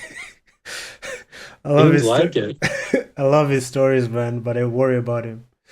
Um, I love his fucking I love his stories, man. Anyway, I want to ask you. Let me just put his name there. Adrian. All the guys called Adrian who skate are cracked. Um, interesting. I'm gonna Do you ask. have the? Yeah, yeah. Oh, I see Matt's question loaded up in the Google Doc. You see it. I'm gonna start reading it, so I'm ready for Wait, it. wait, wait, wait. Before you do it, let's take a lighter one first. Okay. We'll save it. We'll save it. We'll savor it. Um, what is perfect form? What does a textbook pre-drift look like? And I have a good answer for this, but I'm gonna let you do your thing. Um, Whoever your favorite pro rider is, Yeah. that is what perfect form looks like. Try to look like them. Okay. Okay. Fair enough. Who's your favorite rider? Let's see. Great question. So I don't skate like him, Okay. but a style that I am just infatuated with is Owen Fox. If I could have any downhill style in the world, it's Owen Fox. Okay. Let's see. Let's see how the boy is rolling. He's such a charismatic guy, bro. Like I had a like I'm digressing. I had an interview podcast with him. Such a Mhm. charismatic guy, bro. He's great. He's a great dude. Have you met I him? love chatting with him. I see him at events. Yeah. We go, hi, Owen. Hi, Owen. And that's always fun. You never like there can only be one. He talked to me about my Magnum video Yeah. and stuff I got wrong. Wait, let me get rid of this. So yeah, it's a good choice. He's a swagged out guy, not gonna lie. Yeah, So the good vlog. dude, charismatic, and my favorite downhill style in the world. Yeah. Freeride, I don't have a ready answer just because it is so personal and so much about feel. Yeah. If I could skate like anybody, Yeah. it would like if I could skate like anybody in the world, and this is going to be a popular answer, I imagine it's probably Scott Mano. Like if I could skate like him, dude, Yeah. if I could like, he does this thing where he makes it look effortless, but at the Yeah. same time, there are moments where you see how much effort he's putting in to hold Mhm. out a slide, to extend a slide. And that's so gnarly. Like when you hit that moment mid slide where you're like, oh, I'm not locked in anymore. Like the board Yeah. wants to hook up, the slide wants to end, and then you push through it. Like that's when I've had the worst falls of my life. Damn. Is that moment where you're like, it's time to hook up the board, but I want a little bit more out of it. I want to get a little bit more distance. Yeah.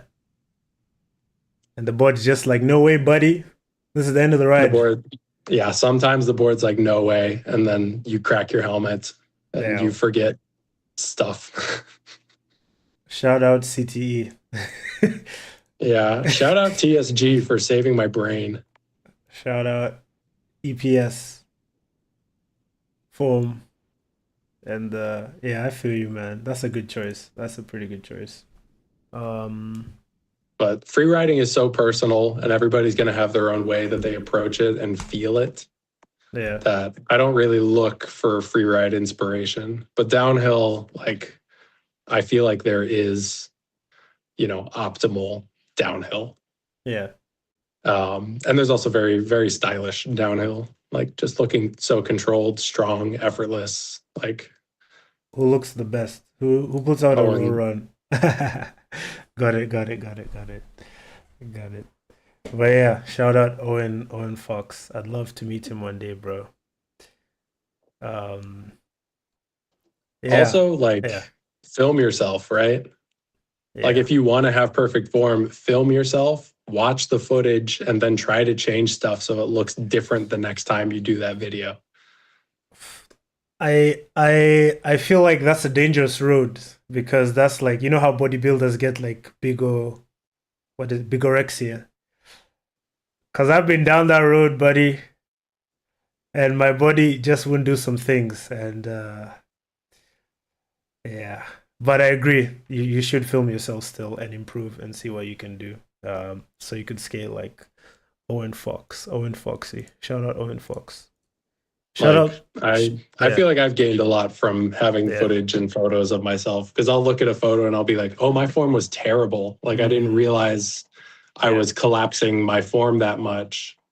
yeah. I need to be very conscientious about staying strong and staying on top of my board.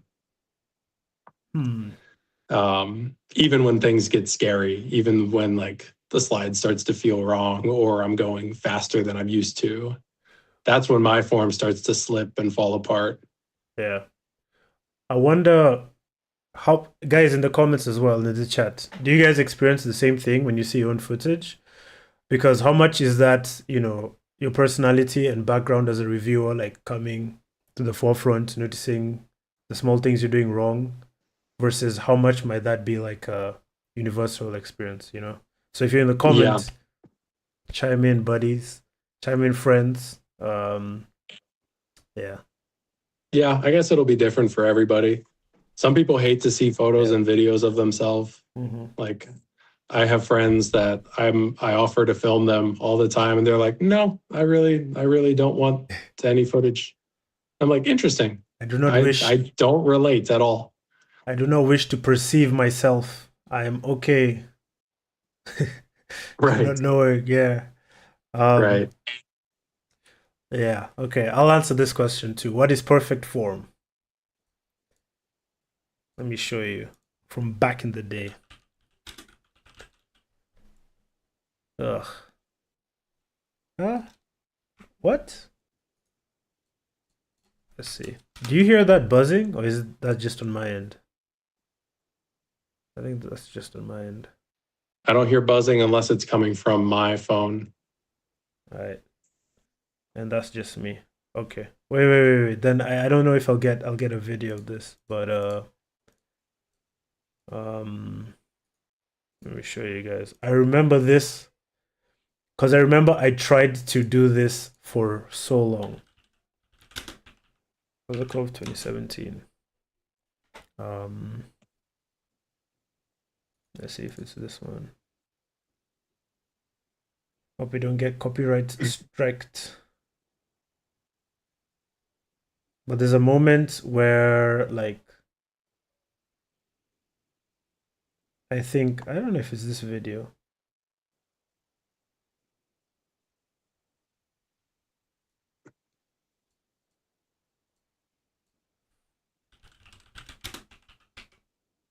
But in one of these videos, yeah, this one, bro, all-time classic video. But this thumbnail is crazy. We got to talk about YouTube thumbnails in a little bit, but this thumbnail is crazy. Um, Oh, I'm so bad at YouTube thumbnails. nah, you're pretty good, man. Like your thumbnails are very good. Thank you. That Very, very good, man. I have no idea what I'm doing, but I do try. Nah, it's pretty good, man. Um, and what do you? There's a mosquito somewhere. As I find the perfect form, like for you, what are your metrics of success when you create a review? Is it number of likes, number of views, something you feel? Um, it's usually something I feel. Yeah, I'm very lucky that I personally don't feel very driven mm-hmm. by likes, views. Yeah, Um, so the numbers game, like a lot of the numbers game, I just chalk up to how interested are people in that product, not yeah, necessarily how high quality is my review. yeah, So like if I review a random deck that nobody's interested in, yeah. and it doesn't get 3,000 views or something like that, I'm not taking that as feedback of, oh, I made a really shitty video and oh, the title's bad or the thumbnail's bad. I'm taking that as, well, in the space of reviews, you're probably going to get as many views as you have people interested in that specific product. Yeah. Now there's a little bit of a caveat to that, because you do gain a audience that just wants to watch and see no matter what you do. Yeah. Like there's a core audience that's always going to tune in, and then in that sense there's a metric of like, you always have a baseline amount of views that you're going to get on every video no matter what it is. So if that baseline goes up, then that's great. Like I went like full clickbaity, the most expensive skateboard trucks on the Rojas video, and tried a bunch of different thumbnails. Just knowing that people were going to be interested in that concept.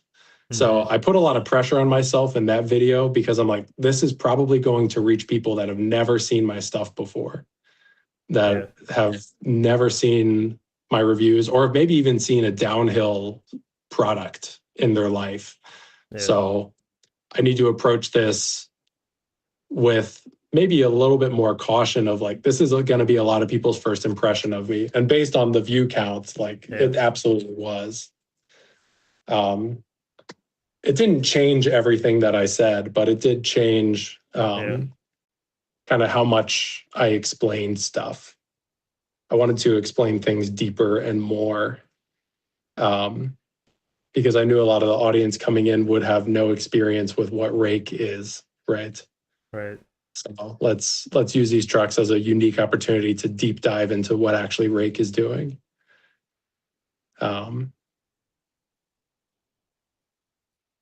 But yeah, I mean, you got people writing essays in the comments, so that's a pretty good sign.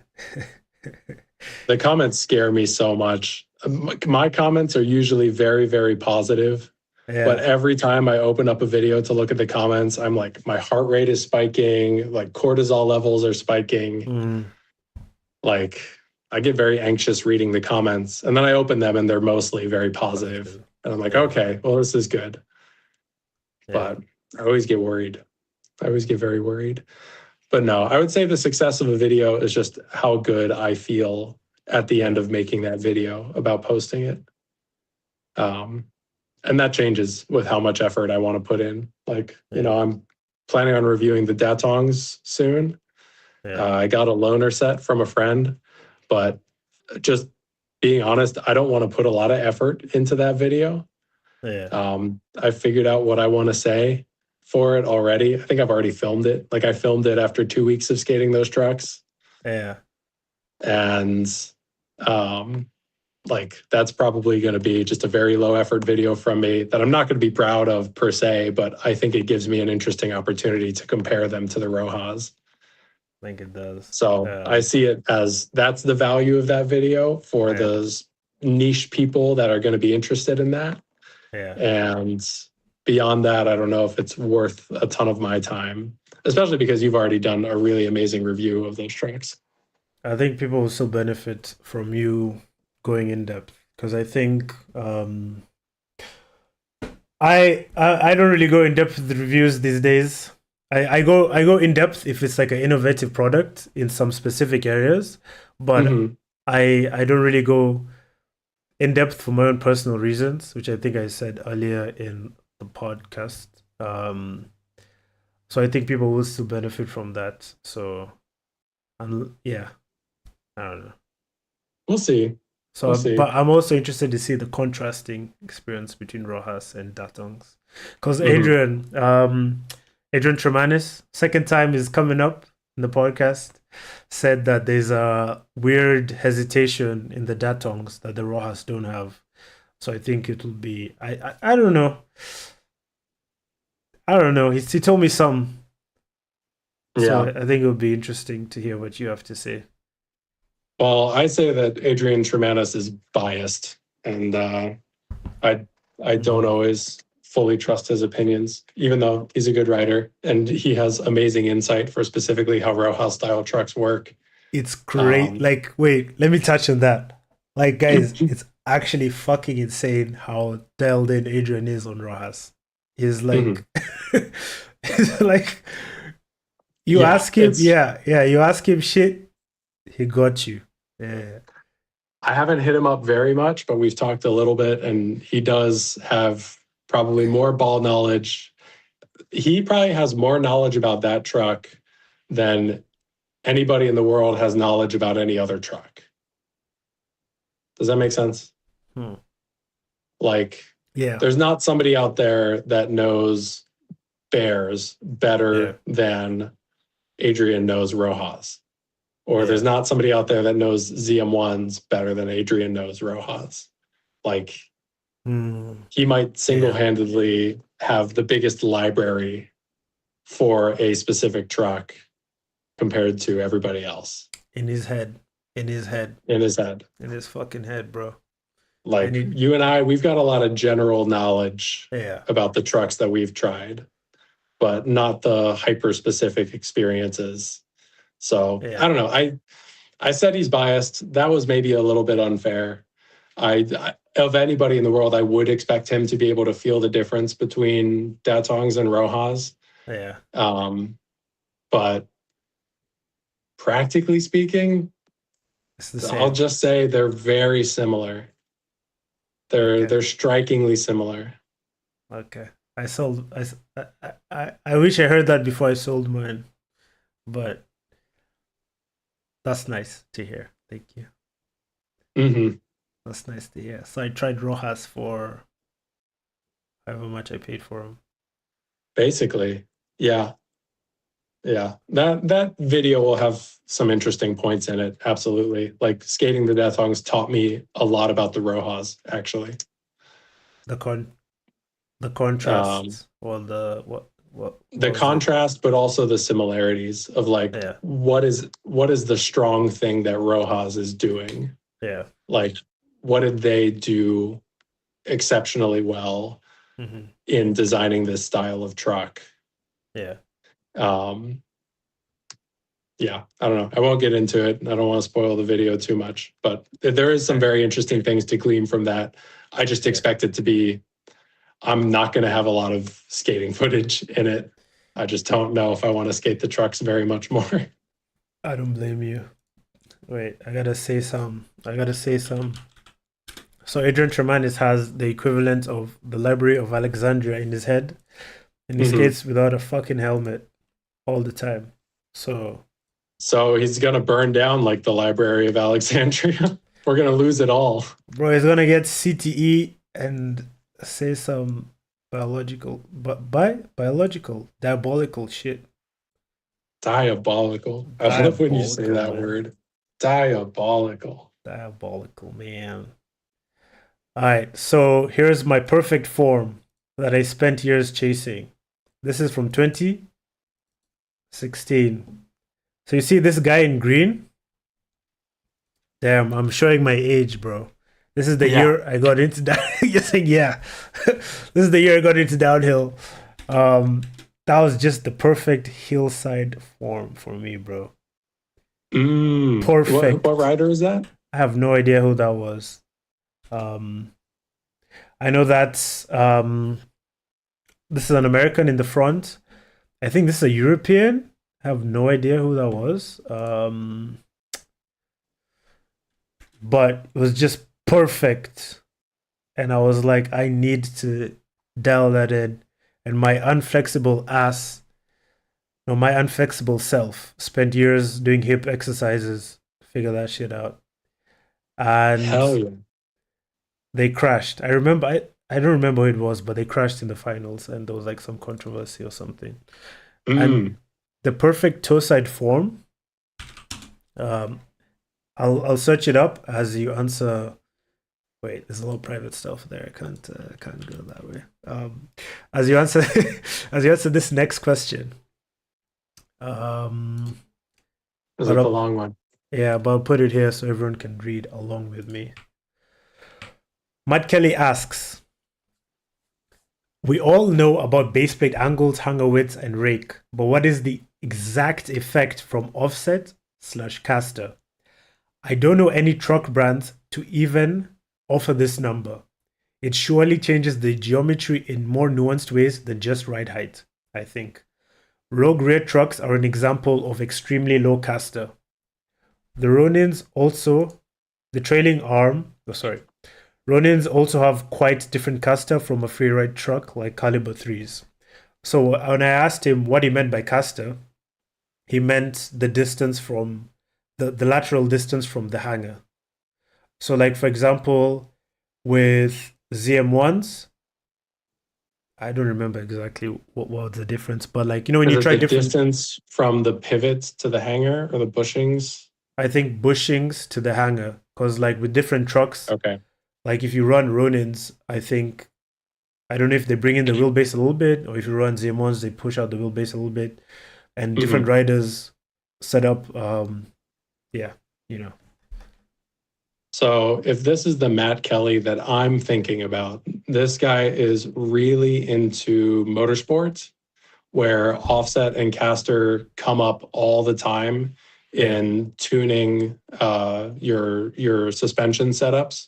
yeah, Um, it's going to be different for skateboarding. I mean, offset and caster are also things that they think about in the world of yeah, biking, like setting up mountain bikes or road bikes. There's a plethora of information that you can read in that regard about mm-hmm. this kind of offset slash caster. Um, I'm assuming that you're not talking about rake. And just based on diagrams I've seen of offset or caster, we'll just start calling it caster. Um, Yeah. Wait, it let me. is that distance from wherever you're pivoting to where the wheels actually touch the ground, or basically the axle. It's the Yeah. distance between the pivot and the axle, and whether it is positive, it's leading Mm-hmm. the pivot. So the axle is when you're rolling in front of where the pivot is, or it's negative and it's trailing behind the pivot. And the pivot in our case is complicated because it might be the bushings, it might be the pivot cup. Um, this one's deep. This one's Yeah. deep. And slalom riders figured out first that it's important for truck geometry. And Mm-hmm. then that was adapted into don't trips and later rogue slaloms for downhill. Um,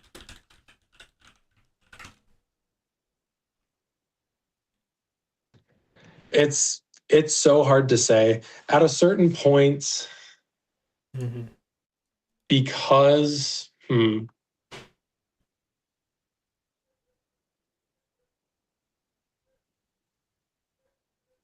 okay, now I'm changing my mind about things actually. Now I'm starting to think about this a little differently. So there's two ways I think that this comes up. This is such a hard question, and I have looked into this a little bit, so I have a little bit of ball knowledge. Yeah. Um, if your trucks are sloppy, we'll say that. Let's say a perfectly precise truck versus a sloppy truck. Mm-hmm. If your trucks are sloppy, you want as low of a caster as possible just for stability's sake. You want as little offset between um, wherever your pivot is and where the hanger is, just for the sake of stability. And that includes low as in going into negative. So front truck on an RKP, all of your pivot points, your bushings or your pivot cup, those are in front of the axle. So that is positive caster. Or no, sorry, that is negative caster. The pivot leads. God, this probably is so boring to watch right now. But this is a type of problem that I will like sit and think about for an hour. Yeah. I think I'll, instead of trying to just beat around the bush and Yeah. come up with my own explanation, I will say I think this is under investigated. It's Mm-hmm. not known about enough that even if a manufacturer, some manufacturers, I think Scythe has done this, Yeah. um, have explicitly said how much their hanger or how much their axle trails by, like a deliberate talking about that offset, deliberately talking about that caster. I think Scythe is the only example of a manufacturer giving you a number for this, but nobody knows how to translate that into anything useful other than slalom riders figured it out some amount of time ago that it just feels better when the back truck has less caster, has either like closer to zero or negative caster. And so that's why we have different like hanger designs between the front and rear truck. So that's a lot to chew on. I don't know. Yeah. I can't really go into that anymore. There was a guy arguing, changing angles blog longboard. Let's see. Oh yeah, this guy. Yeah. I don't know if it's the exact same topic, but let me see if I can find it. Also, shout out Stefano. We have the Italian beast, Italian stallion in the comment really? section. Yeah. Talking about letting us know who it was in the video, which is very cool, Wojtek. man. Yeah. I had no idea, man. He's still I skating. think I follow him on Instagram. I'm familiar with that name. I'm just happy he's still skating. You know what I mean? Like, those are a lot of years. Oh shit, Slipper. We have another fun comment from Slipper saying, Slipper1, how do you feel about the argument on changing angles that what is generally called offset doesn't change anything? I'm pretty sure he suggests on there that moving the axle in line with the kingpin doesn't change the turning arc of the truck. He says that trucks like the Indy offset are pointless, which I vehemently, is that the word? Disagree with. Let's see if you can find it.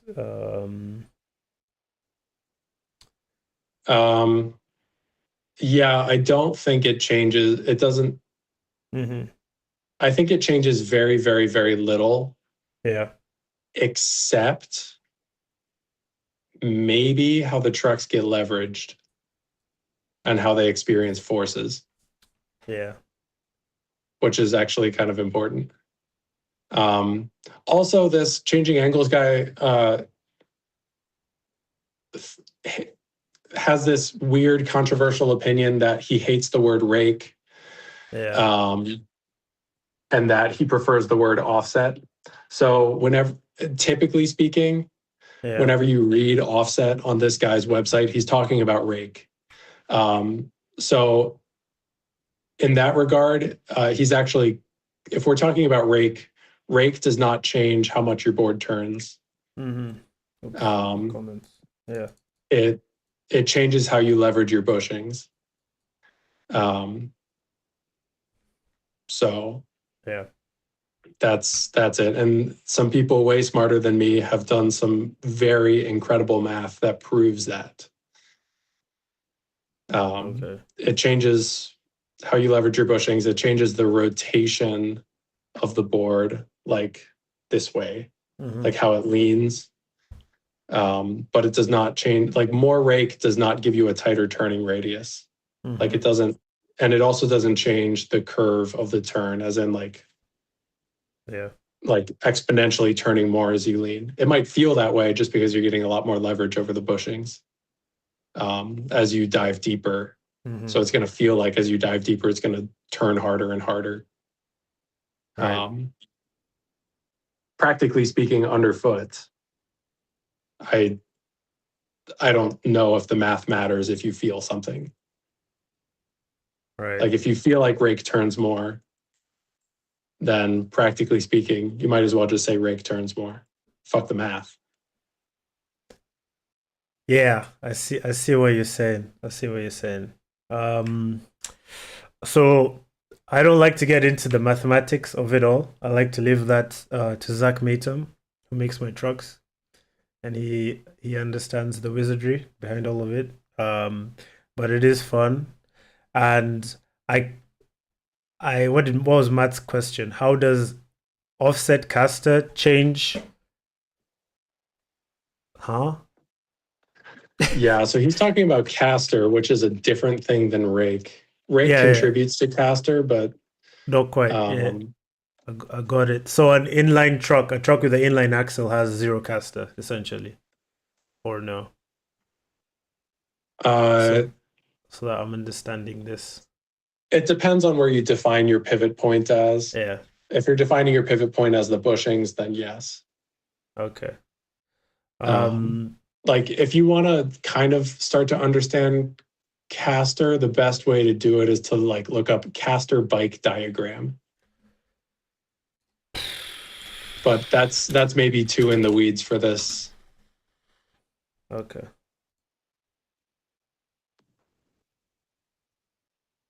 Yeah. That's.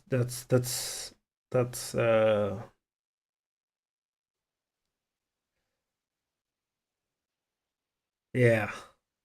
Yeah. Yeah, it's like how your pivot axis is in relation to where your wheel contacts the ground, because that's going to generate some forces um, that affects. Mm-hmm. It's going to change like the restorative force of your trucks, like how quickly they want to recenter and realign themselves. Mm-hmm. Okay. Anyway, I'll leave this for a future Owen video. Um, Yeah, sponsored by Matt. He's a race car driver now, so obviously we want to see him at all the. Want to see him at Pikes Peak soon. Shout out Matt. that would be sick. Yeah, Matt is a cool guy. I don't want to dox him, but he's a cool dude. He came to Kenya actually. I Um, remember that. yeah, Yeah, had the time of I his skated with life. Matt at Woodbooger Yeah, back in 24, 23. nice. He's a good guy. He is a good guy. One of the homies for sure. All right. I think that might be all my questions that I had for Owen. Um, but I do want to show you the perfect toe side back in the day from Oh, Arran, yes. Hampshire. Love this video. Yeah.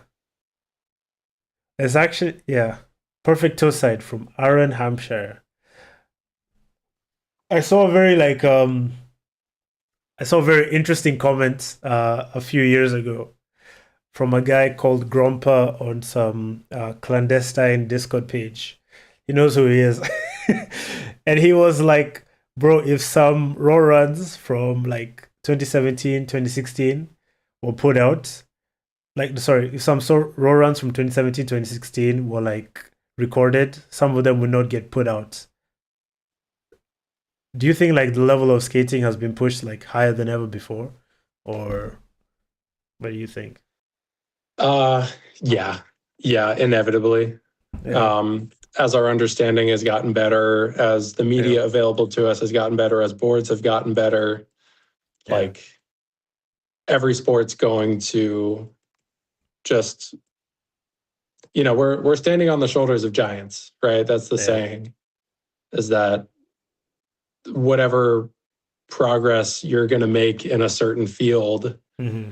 is, unless you're doing it in a vacuum, is in part thanks to all of the people that did work before you, whether that's developing boards, developing techniques, Yeah, just putting out media for us to learn from, as opposed to experimenting and learning stuff on our own. Like, so yeah, I do think that we're at a new level that we haven't seen yet.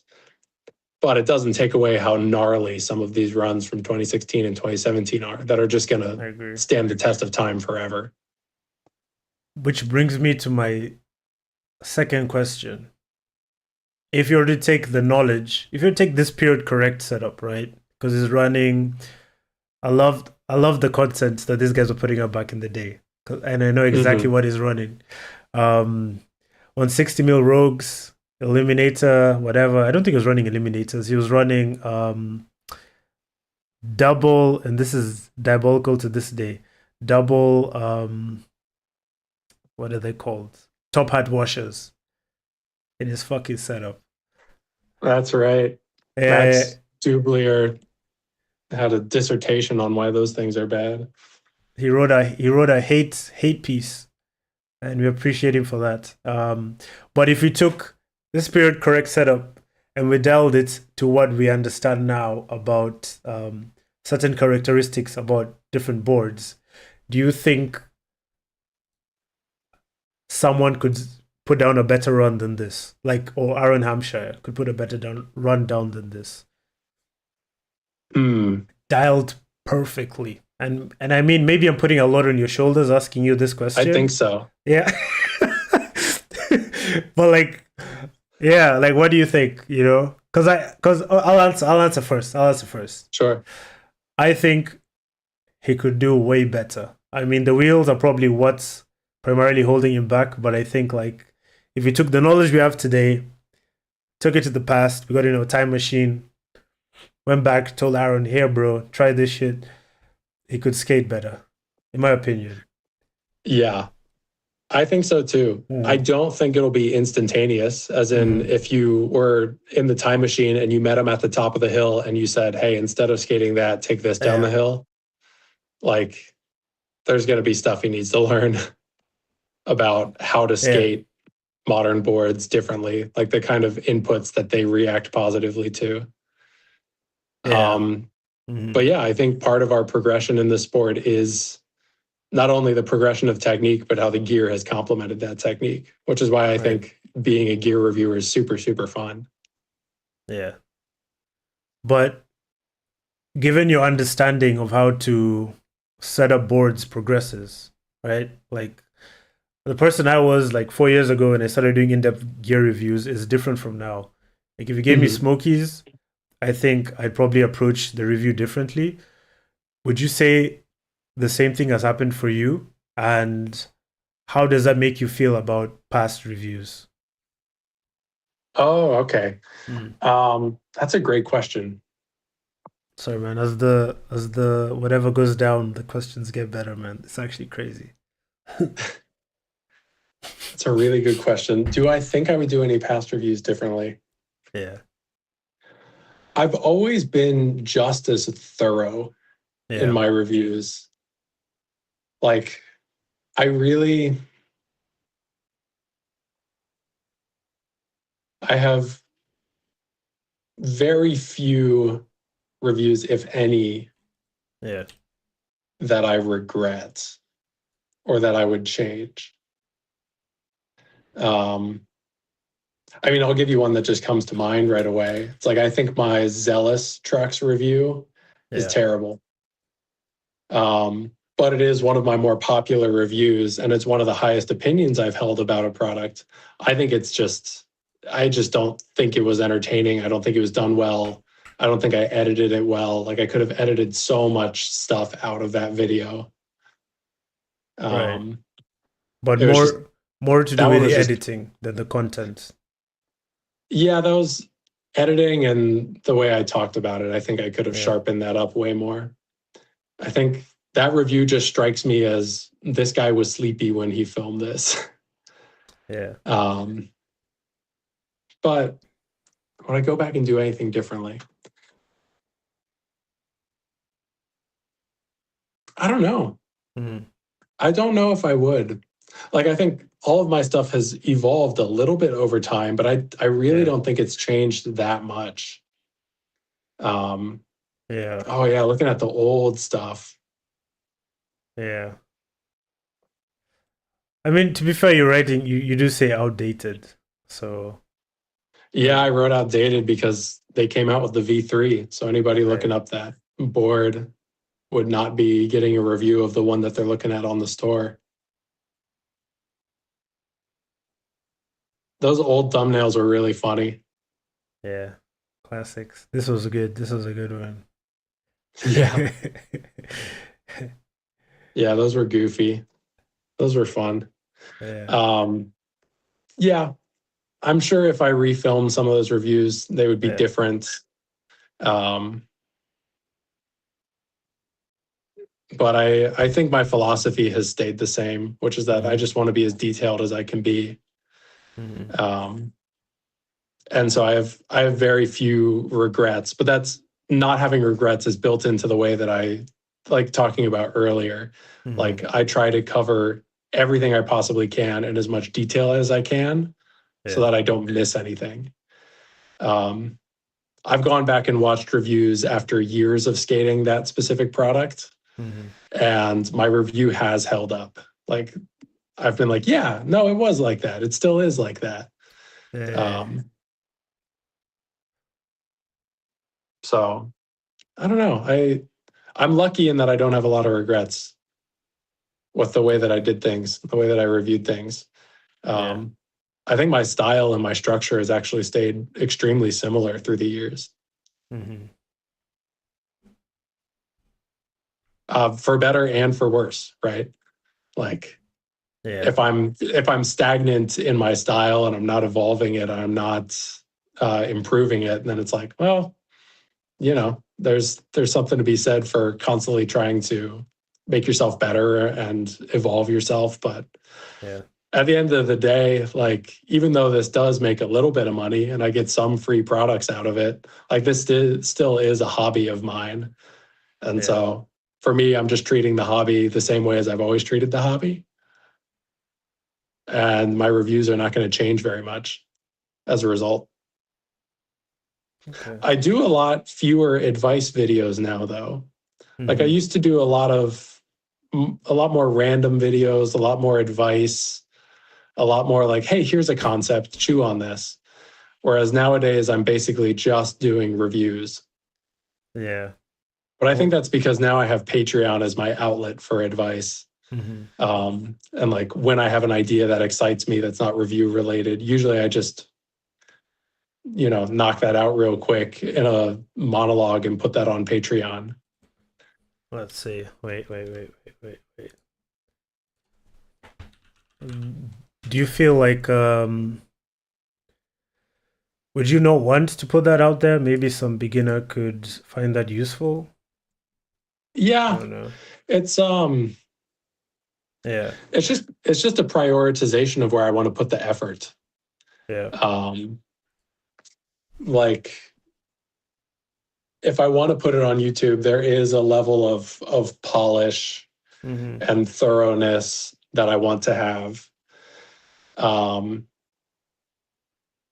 that sometimes like an idea comes to mind that it's Mm-hmm. exciting, but is it going to be, is it going to be YouTube worthy? Is it going to make an entertaining video that's going to stand the test of time? Am Mm-hmm. I like a lot of the ideas that I'm talking about on Patreon are things that like, I'll probably have my mind changed later. If I have a certain experience or I learn Yeah. something, then I wouldn't be surprised if this subject I'm not very confident on evolves and changes so that there's that regret thing again. I never have to go back and regret a video. Right. Um, like there's stuff on Patreon. Like I have a video explaining rake on Patreon like years ago that later I discovered like, oh, rake doesn't work that way at all. Mm-hmm. Here's how rake works. And then I did a little more reading and I'm like, oh, I didn't even get that quite right. I got close, but rake actually affects this too. And so now I have two videos that are like, oh, both of these don't encompass the full picture. So if I put that onto YouTube Yeah. and, publish that, then that would be on there for eternity as a Yeah. resource that is just false information. So I like Patreon as being experimental space to talk about ideas, concepts. Yeah. Um, I wouldn't say the stuff I'm talking about on there is always like groundbreaking or Mm-hmm. like core things that a beginner needs to know about.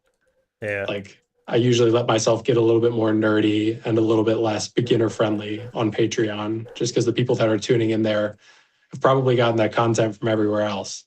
Yeah. But I did recently just make a bunch of stuff free um, on Patreon, and I plan on doing more of that, of like Yeah. unarchiving posts and making them free so people can go check them out.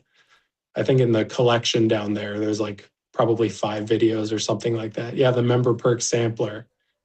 I Wait, think there's like 5 videos that people can check out, or however many. and see what one. Yeah, see like some of the stuff I've done on Patreon that I'm more proud of.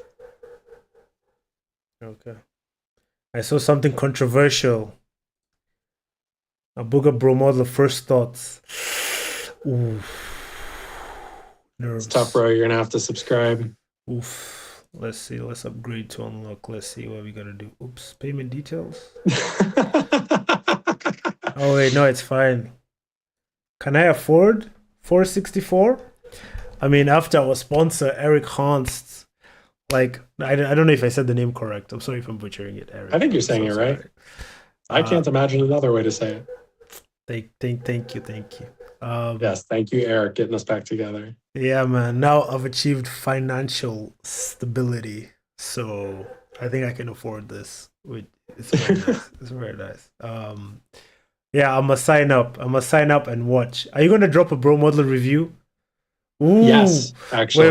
wait. This is good stuff. Okay, Oh, I filmed that after watching your video. okay. I wanna watch this. Okay. All right.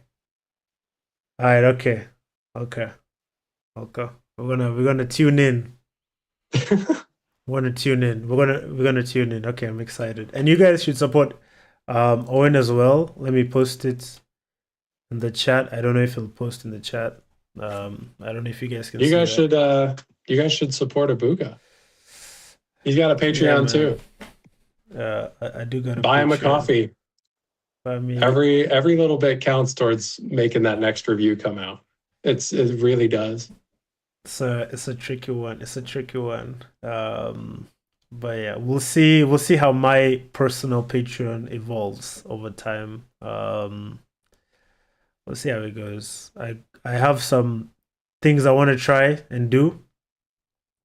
So if you're there, I don't know. I gotta rethink about a lot of stuff. I gotta rethink a lot of stuff, and Well, I approach it.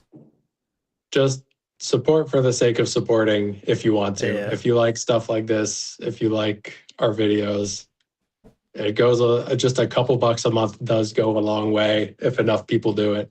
yeah, it does go a So long way. It does go a long Patreon way. right now is paying my student loans. That's frankly what Patreon's been doing for me for the past several months.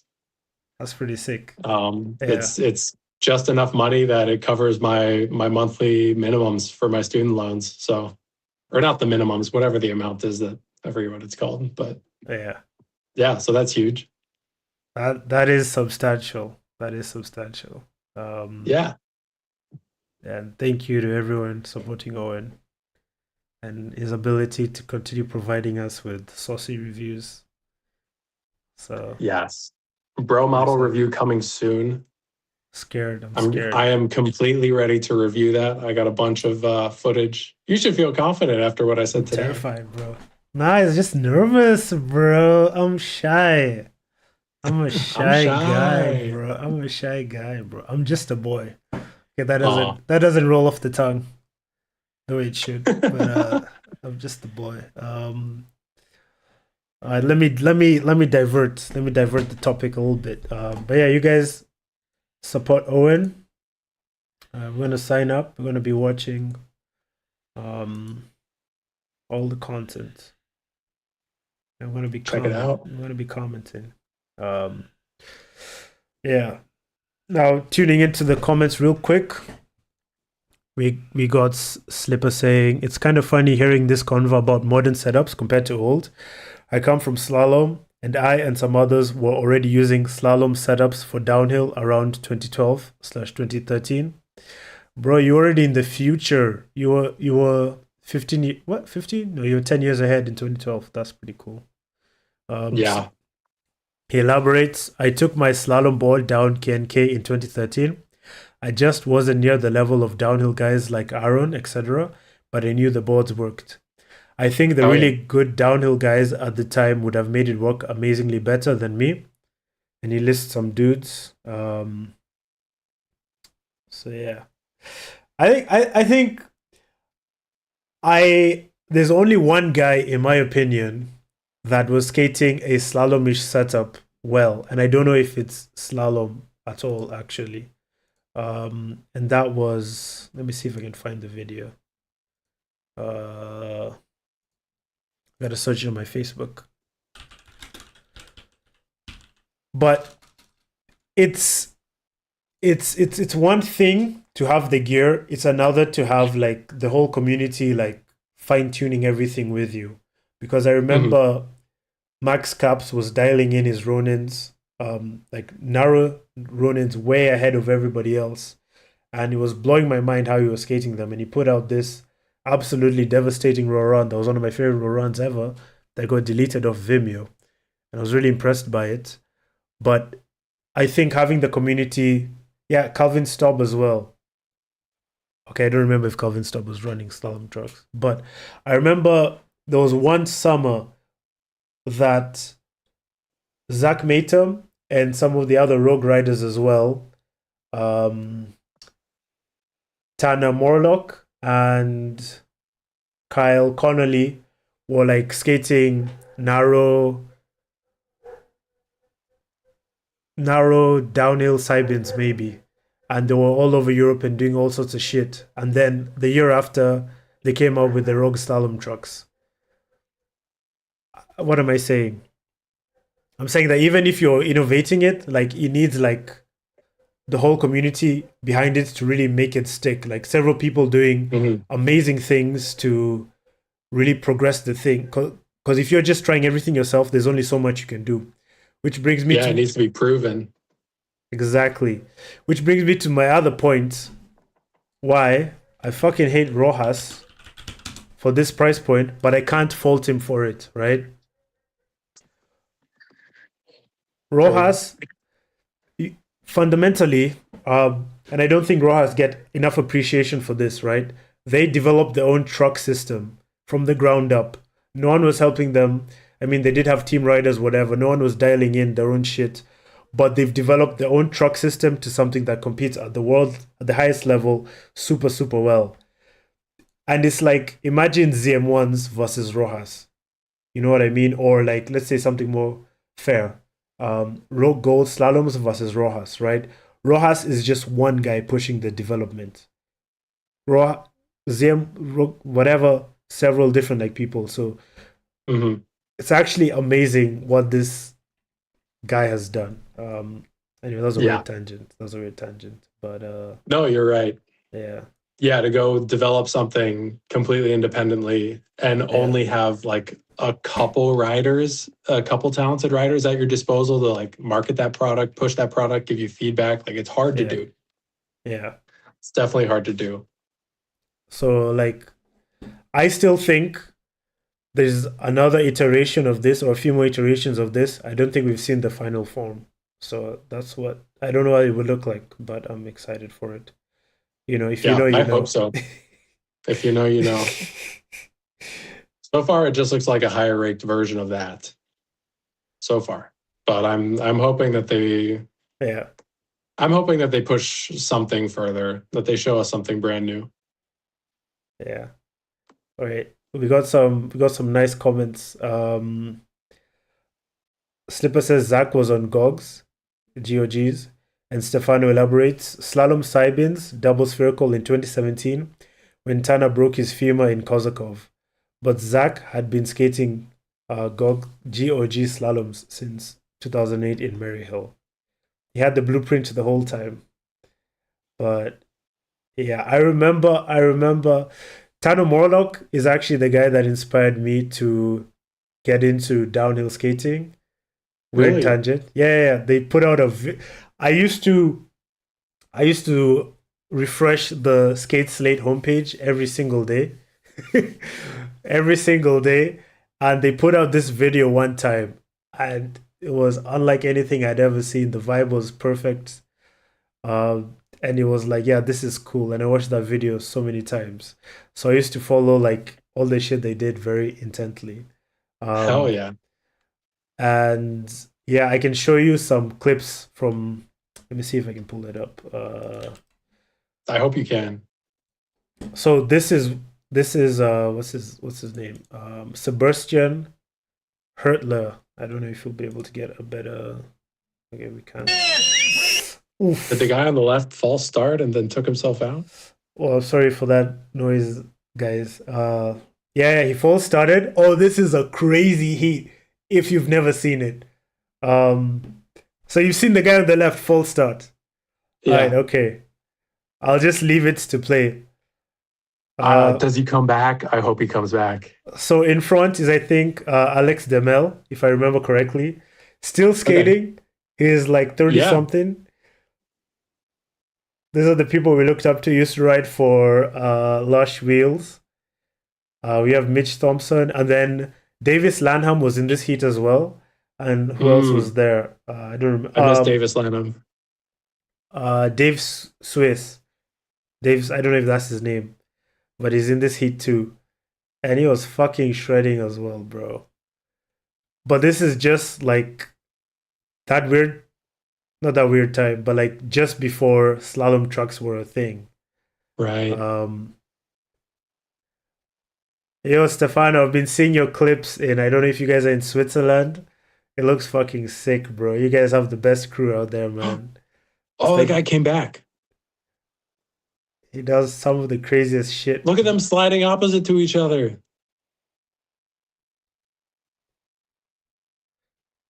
This was super crazy. I wonder what Dave Suez I can't pronounce his name is up to these days. Um, yeah, but everyone was skating different wheels. I think this was just before Magnums as well. Yeah, he's back. Oh my God. So fast. All the way up in the mix. Everybody's gone. Did Dude, this one is nuts. he did This one of is the nuts. yeah, he did one of the craziest passes ever. Like he went viral because of that. But yeah, that's the highlight. And then that's Davis Lanham. I wonder what he's up to these days. I think he's skating Don't Trips or whatever. It's a free ride. Uh, but yeah, the guy who did that crazy pass used to skate Gogs as well. Um, I'll see if I can pull up his setup. But he was skating slalom trucks. I don't know if they're slalom trucks because they were inline, both front and back before everyone else. But it was the craziest shit. Uh, and this would be such an amazing WDSC track because it's so long and if they did it like so many people, there'd be so many opportunities for crazy shit as well. That would be so good. But yeah, man. Uh, anyway, Wow. yeah, this was like 5 minutes long, man. There's more to come. That's too many minutes.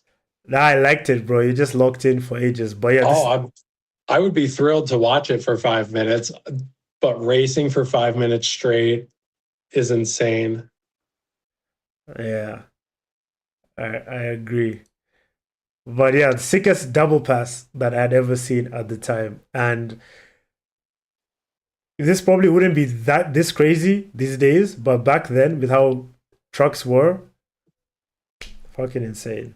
That's Um, so good. And that it's all clean too. Like that's that was amazing. Let me see if I can pull up his page. I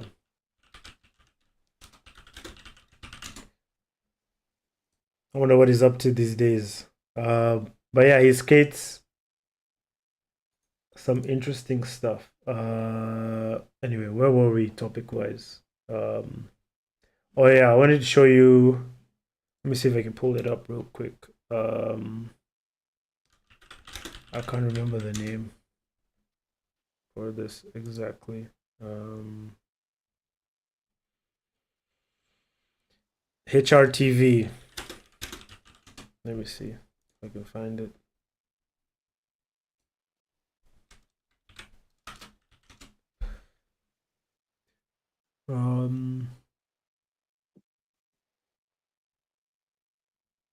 Right, I got it. I got it. So I think, damn, 2018. That's the last time they posted. Bro, I'm getting old, man. I am getting so old.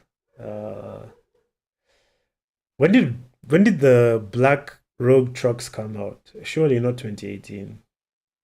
Um, Maybe. it might have been 2018. Fuck, dude. I gotta find a real job, man. This is It crazy. could have even been 17, but Don't say that, man. Anyway, I downloaded the video. Let me see if I can pull it up.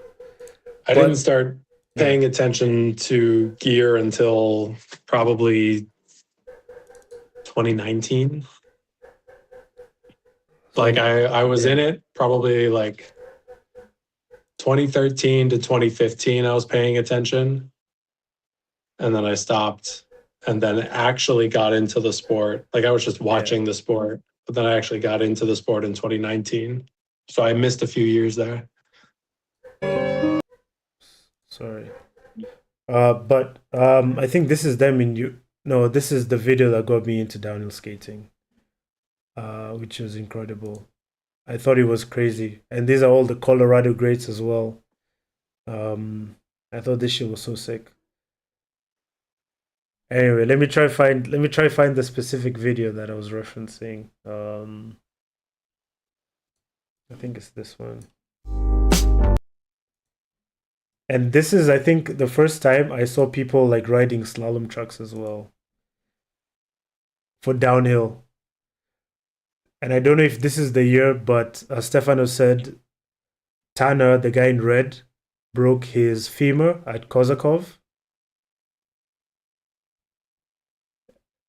Yeah, but yeah, this is the first time I ever saw slalom trucks, and there's like a really sick clip of this guy skating this road in I think Slovenia or Slovakia.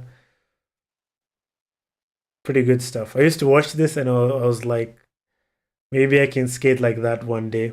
And I don't know if they're riding cannibals or if they're riding magnums. I think those are cannibals. But I think after this, Rogue dropped, not Rogue, Venom dropped the cannibals, and we saw, um, yeah, 2017, and they're all on the narrow board hype, bro. This is Dana Banks. Oh, sick. Love Dana. Yeah, good dude. This was a sick video as well. Anyway, but Oh, Rogue, he's not on it yet.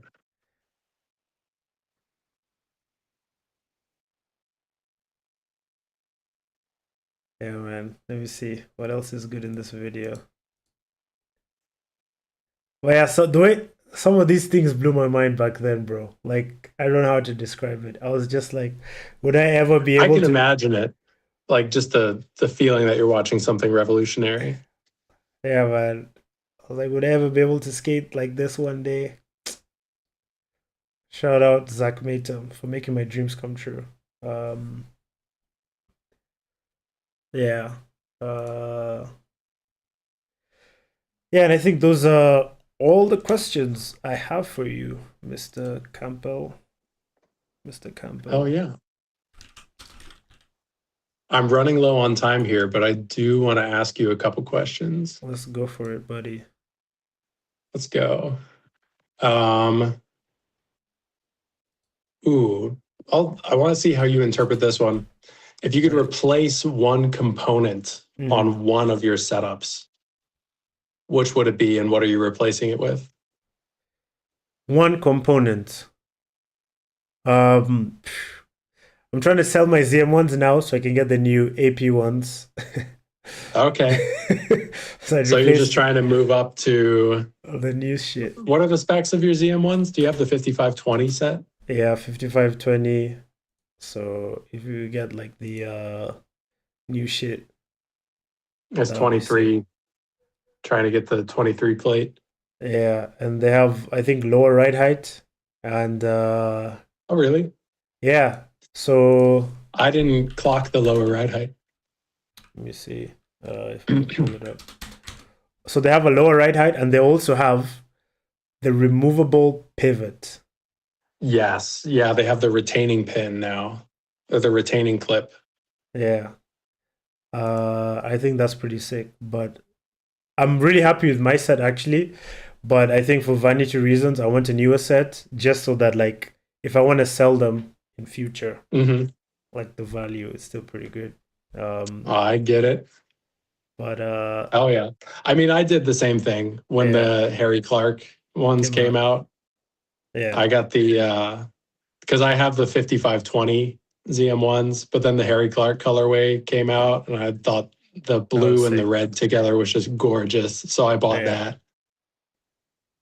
Um, so yeah, I'll probably also be selling some ZM ones soon. gotta But upgrade. in the meantime, I'm loaning them out to friends to try. Yeah, shout out Adrian Um, Paynell and Zach Matum and Harry Clark. yes. Harry Clark not so much since he supports Argentina, but take people as they are. Is Um, it question? Is it specifically the AP one that has a lower ride height, or is this just how they've been making them since they came out with the yeah, retaining clip? Like, does the removable yeah. pivot model, do those all have a lowered ride height I from th- that point onward?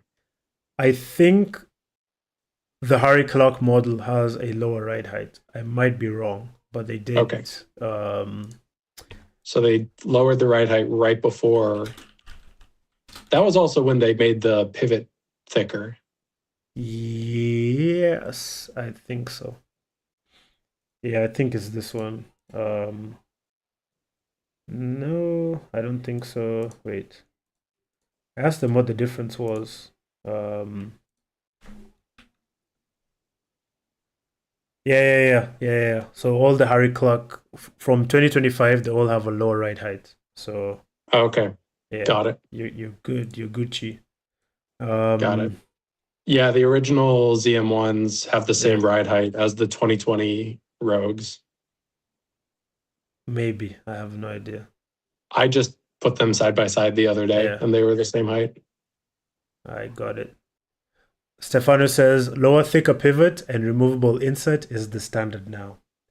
I Okay. feel, I feel, I feel that as a reviewer, might hate me for this.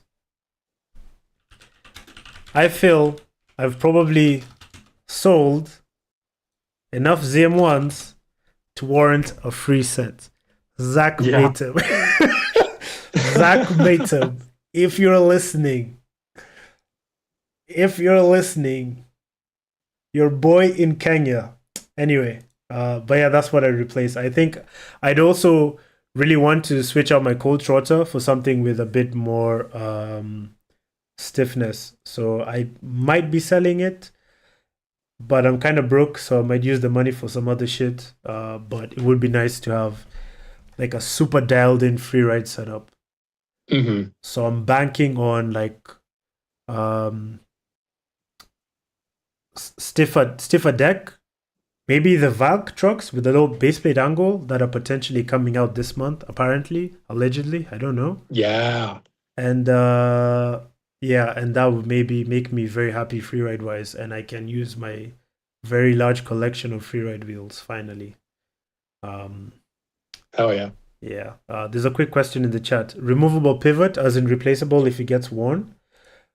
As in replaceable, like if you're going to go skate in the rain, you can remove the retaining clip, take out the pivot spherical, and clean it, or have a specific pivot spherical you use for riding in the rain. So that's what they mean by removable and replaceable, I guess. Okay. Yeah, it's a nice feature. Yeah. I wish they just came out with all this stuff in the first batch, but they're generating revenue by constantly upgrading one thing at a time. And hindsight is 2020. Hindsight is 2020. But Um, I think they're developing these things as they go along because I think the machinist they're working with is kind of coming up with these innovations as things get figured okay. out. But free set. Okay. Next question. Get your boy a free set. He's done a lot for you. Next question. Do you have any bucket list reviews you want to make? Bucket list. Yeah, like a Um, gear you want to try and review. I really wanted to do a race wheel review of the FTWs, Defcon, Magnums, and the Quay wheels. Yeah, that's something I really wanted to do, but I Hmm. haven't been able to get all the products. And yeah, that's okay, I guess. But I would have liked to do that. I just wish more longboarding companies were happy to give out the products to be reviewed.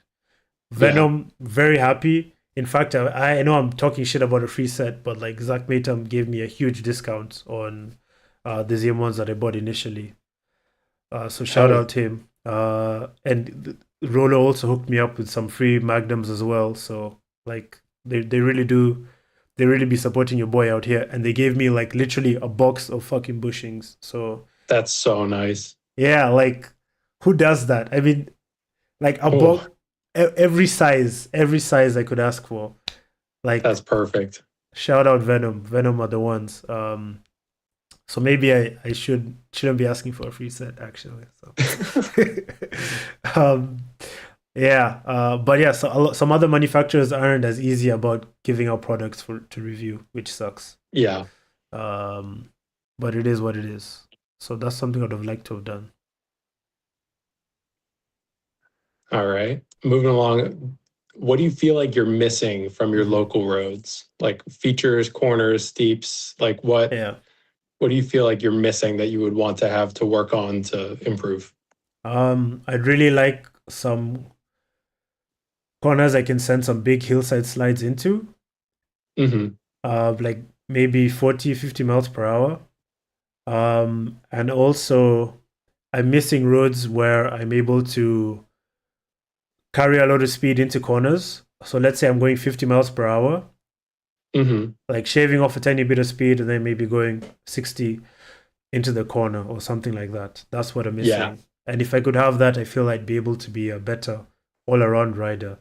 Because I feel like what I'm missing now is if you were to take me and put me on a WDSC track like Turkey, I think that first year, I think I just spent getting used to the road because I don't have Hmm. a lot of opportunities to skate fast and slide fast. So if I could get that, and there are roads out there, but nothing really local to me.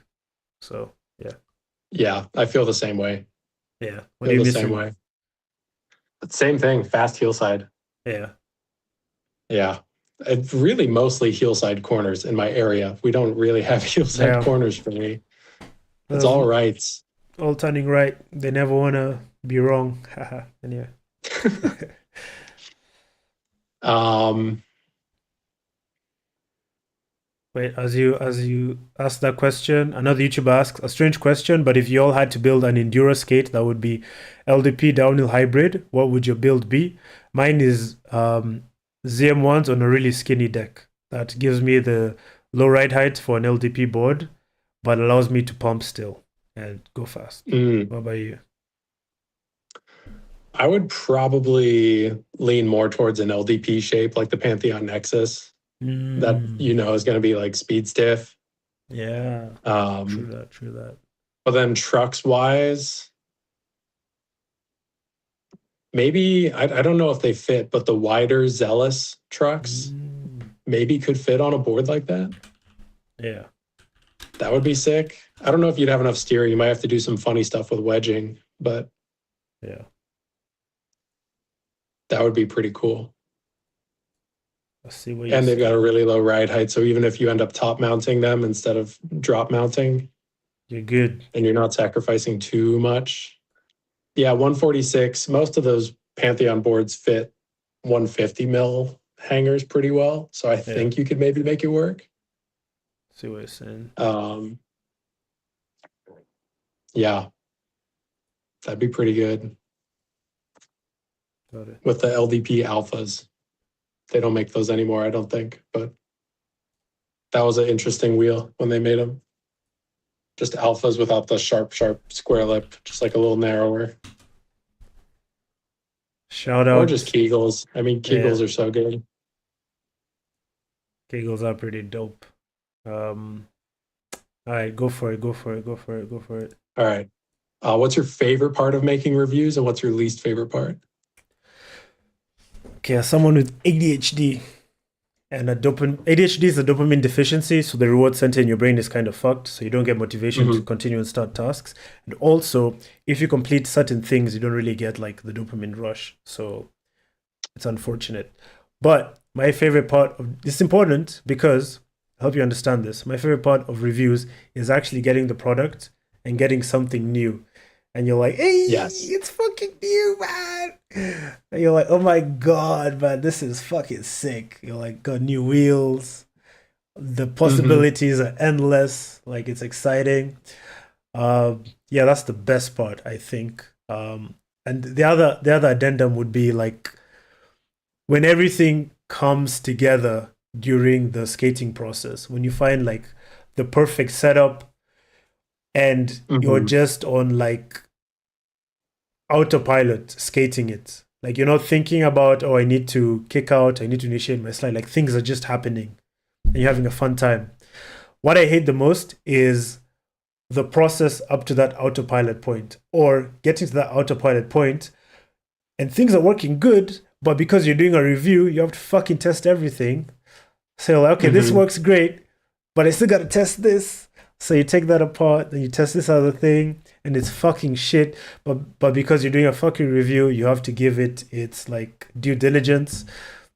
I don't know what you do personally, but like I'm like, okay, I gotta try my best to skate this well, even if it's fucking Yeah. shit. And I'm there like I skate twice a week, Wednesday, Sunday. I'm there using my Wednesday session to skate this product that I'm having a fucking miserable time with or miserable setup Yeah. with, but I'm doing my due diligence and it fucking sucks and I hate myself. And you do that enough times, like you skate enough products that give you that bad experience that you're like, I don't know, man. Like if it works, it works. If it's good, it's good. Why complicate it? So yeah, that's the part I hate about Right. reviews. Yeah. Yeah. Sinking so much effort into something that you're not enjoying. But you gotta do it You to got be to do it. thorough. To be You thorough. have to. Yeah. Um, yeah, How I about get you? it. I really resonate with those. Yeah. Um, Going into another positive thing, what's your favorite feeling in skating? What's your favorite sensation or experience? It's vague on purpose. Um Probably the feeling of sliding. I think right now it's probably the feeling of a toe side stand up Hmm. that just like you're in control the entire time and you're not thinking about it. You kick it out, you're on top of the board. It hooks up when you want it to hook up. You can hold the slider Hmm. for as long as you want and you roll away. That's probably my favorite feeling at this moment. I'm probably going to have to agree with you there. Locking into a stand up toe is the Yeah. best feeling ever. It's It's good. so good. Yeah. It's one of those things like, did you ever have dreams about doing stand up slides before you could do stand up slides? Funny enough, I've only ever had one dream skating, I think. Other than that, Really? yeah, in 9 years, only one dream that I can remember. I had a dream at one point that I did a stand up toe side long before I could really do them. Yeah. And it feels exactly how it felt in my dream. It was That's so pretty good. rad. That's pretty cool. Yeah. It was amazing. Damn. Um, Maybe it was deja vu. Like, Maybe. yeah. Yeah, like I had already felt it before and I didn't know. Or some shit like um, that. Yeah. okay, I have one final question for you, then I gotta get rolling here. All right. If you could attend any event from any era of downhill, Yeah. what would it be? Straha. Straha? Yeah, because you can go fast Oh yeah. enough to keep things interesting, but there's so many corners that you're getting your money's worth, and you have like the uplift and all that shit. Like Mm-hmm. perfect event in my eyes, and it was like I think like 5 days long, so you could dial in all your lines, you could kill all your wheels, get your money's worth. That would have been That's the so one good. event I would have attended. So That's a yeah, great rec. yeah. Yeah, that's a good shout. Straha's Stra amazing. Straha They're still running 2017. Straha, right? Now that I think they're only doing Vulcan, but you could open road Straha, I think. Really? Maybe I was just looking at some old stuff, but I saw an Yeah. infographic about the Straha like route, I hope I'm wrong. like the road on it. Maybe, Um, maybe I'm wrong. and I just assumed that it was going to be ran, but I guess not. I hope I'm wrong. Oh yeah, they are running it. Yes, dude.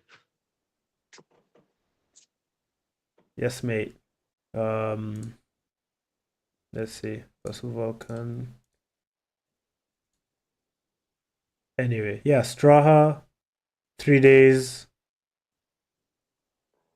I wish I could go. I know. I want to go to Europe so bad. We gotta go review as shout out Stefano. Yeah, we gotta go, bro. To Europe, man. We got to Oh, make it happen. how long is it gonna take from home? It'll take forever. Walk in. I can't wait for the day we get to skate together. Yeah, that would be fun. But I'm a I think that would be so good. I'm a terrorist, bro. I'm an actual terrorist, bro. Like I push people, man. I push people to skate better, bro. Perfect. I need that. I need that. I like it. I think I can feed off that energy. Yeah? Yeah. I think I'll eat that up. Okay, we'll see. We'll see. But I do push people to like it can be annoying, I think. But um I do want people to skate better. And I am kind of pushy with my advice and stuff.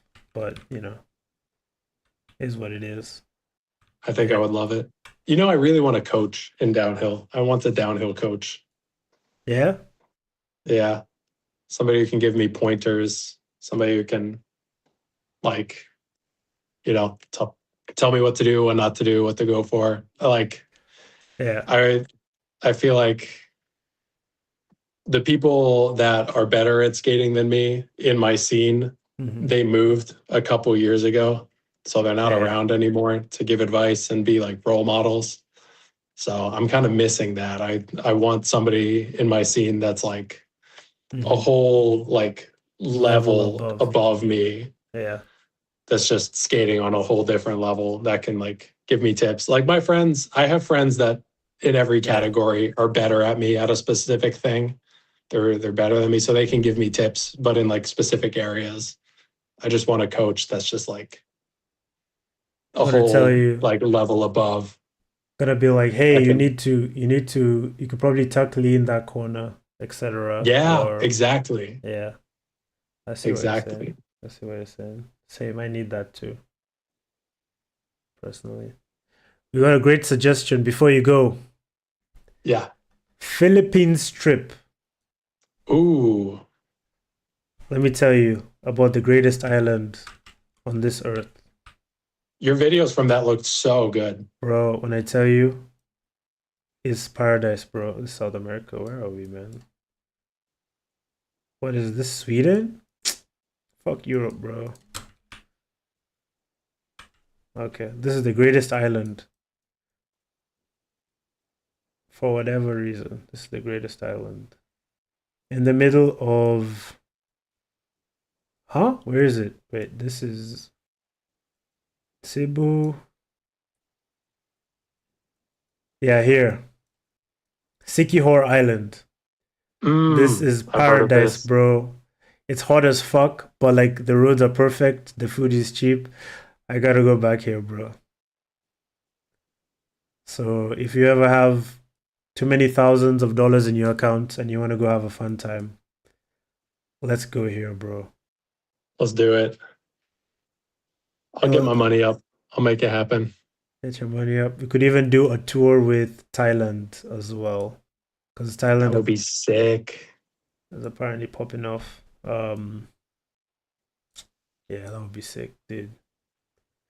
Anyway, shout out everybody in the chat for staying along with us. It's been 3 hours 30 minutes. Really fun. Good stuff. Good stuff. I had a really good time. You're a Likewise. great interviewer. I feel like we still have so much more to talk about. We always do. I know. I wish Yeah, I didn't. I wish I didn't have a hard stop here, but all good, buddy. Um, but yeah, we'll thank you. do a part three sometime. We'll get back to this. Part three, another YouTuber tipping us $3. Thank you, buddy. Thank you so much. Oh Um, yeah. yeah, yeah, thank you. I appreciate the support. And yeah, thank you, Owen, as well. And yeah, man, keep in touch, keep making good reviews.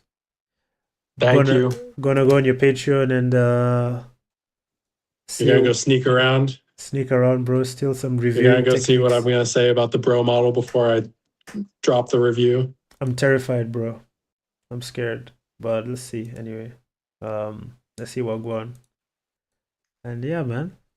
Take care. All right. Later, y'all. Thanks, chat. Thanks, Abuga, for hosting. Appreciate Of you so course, man. much. See ya. Have a good day, bro. See ya, man. Take care. Well, that was 3 hours, 30 minutes, but I didn't feel that way. Thank you everybody for watching. I'm gonna keep drinking. But yeah, man. Shout out you guys. And yeah, take care.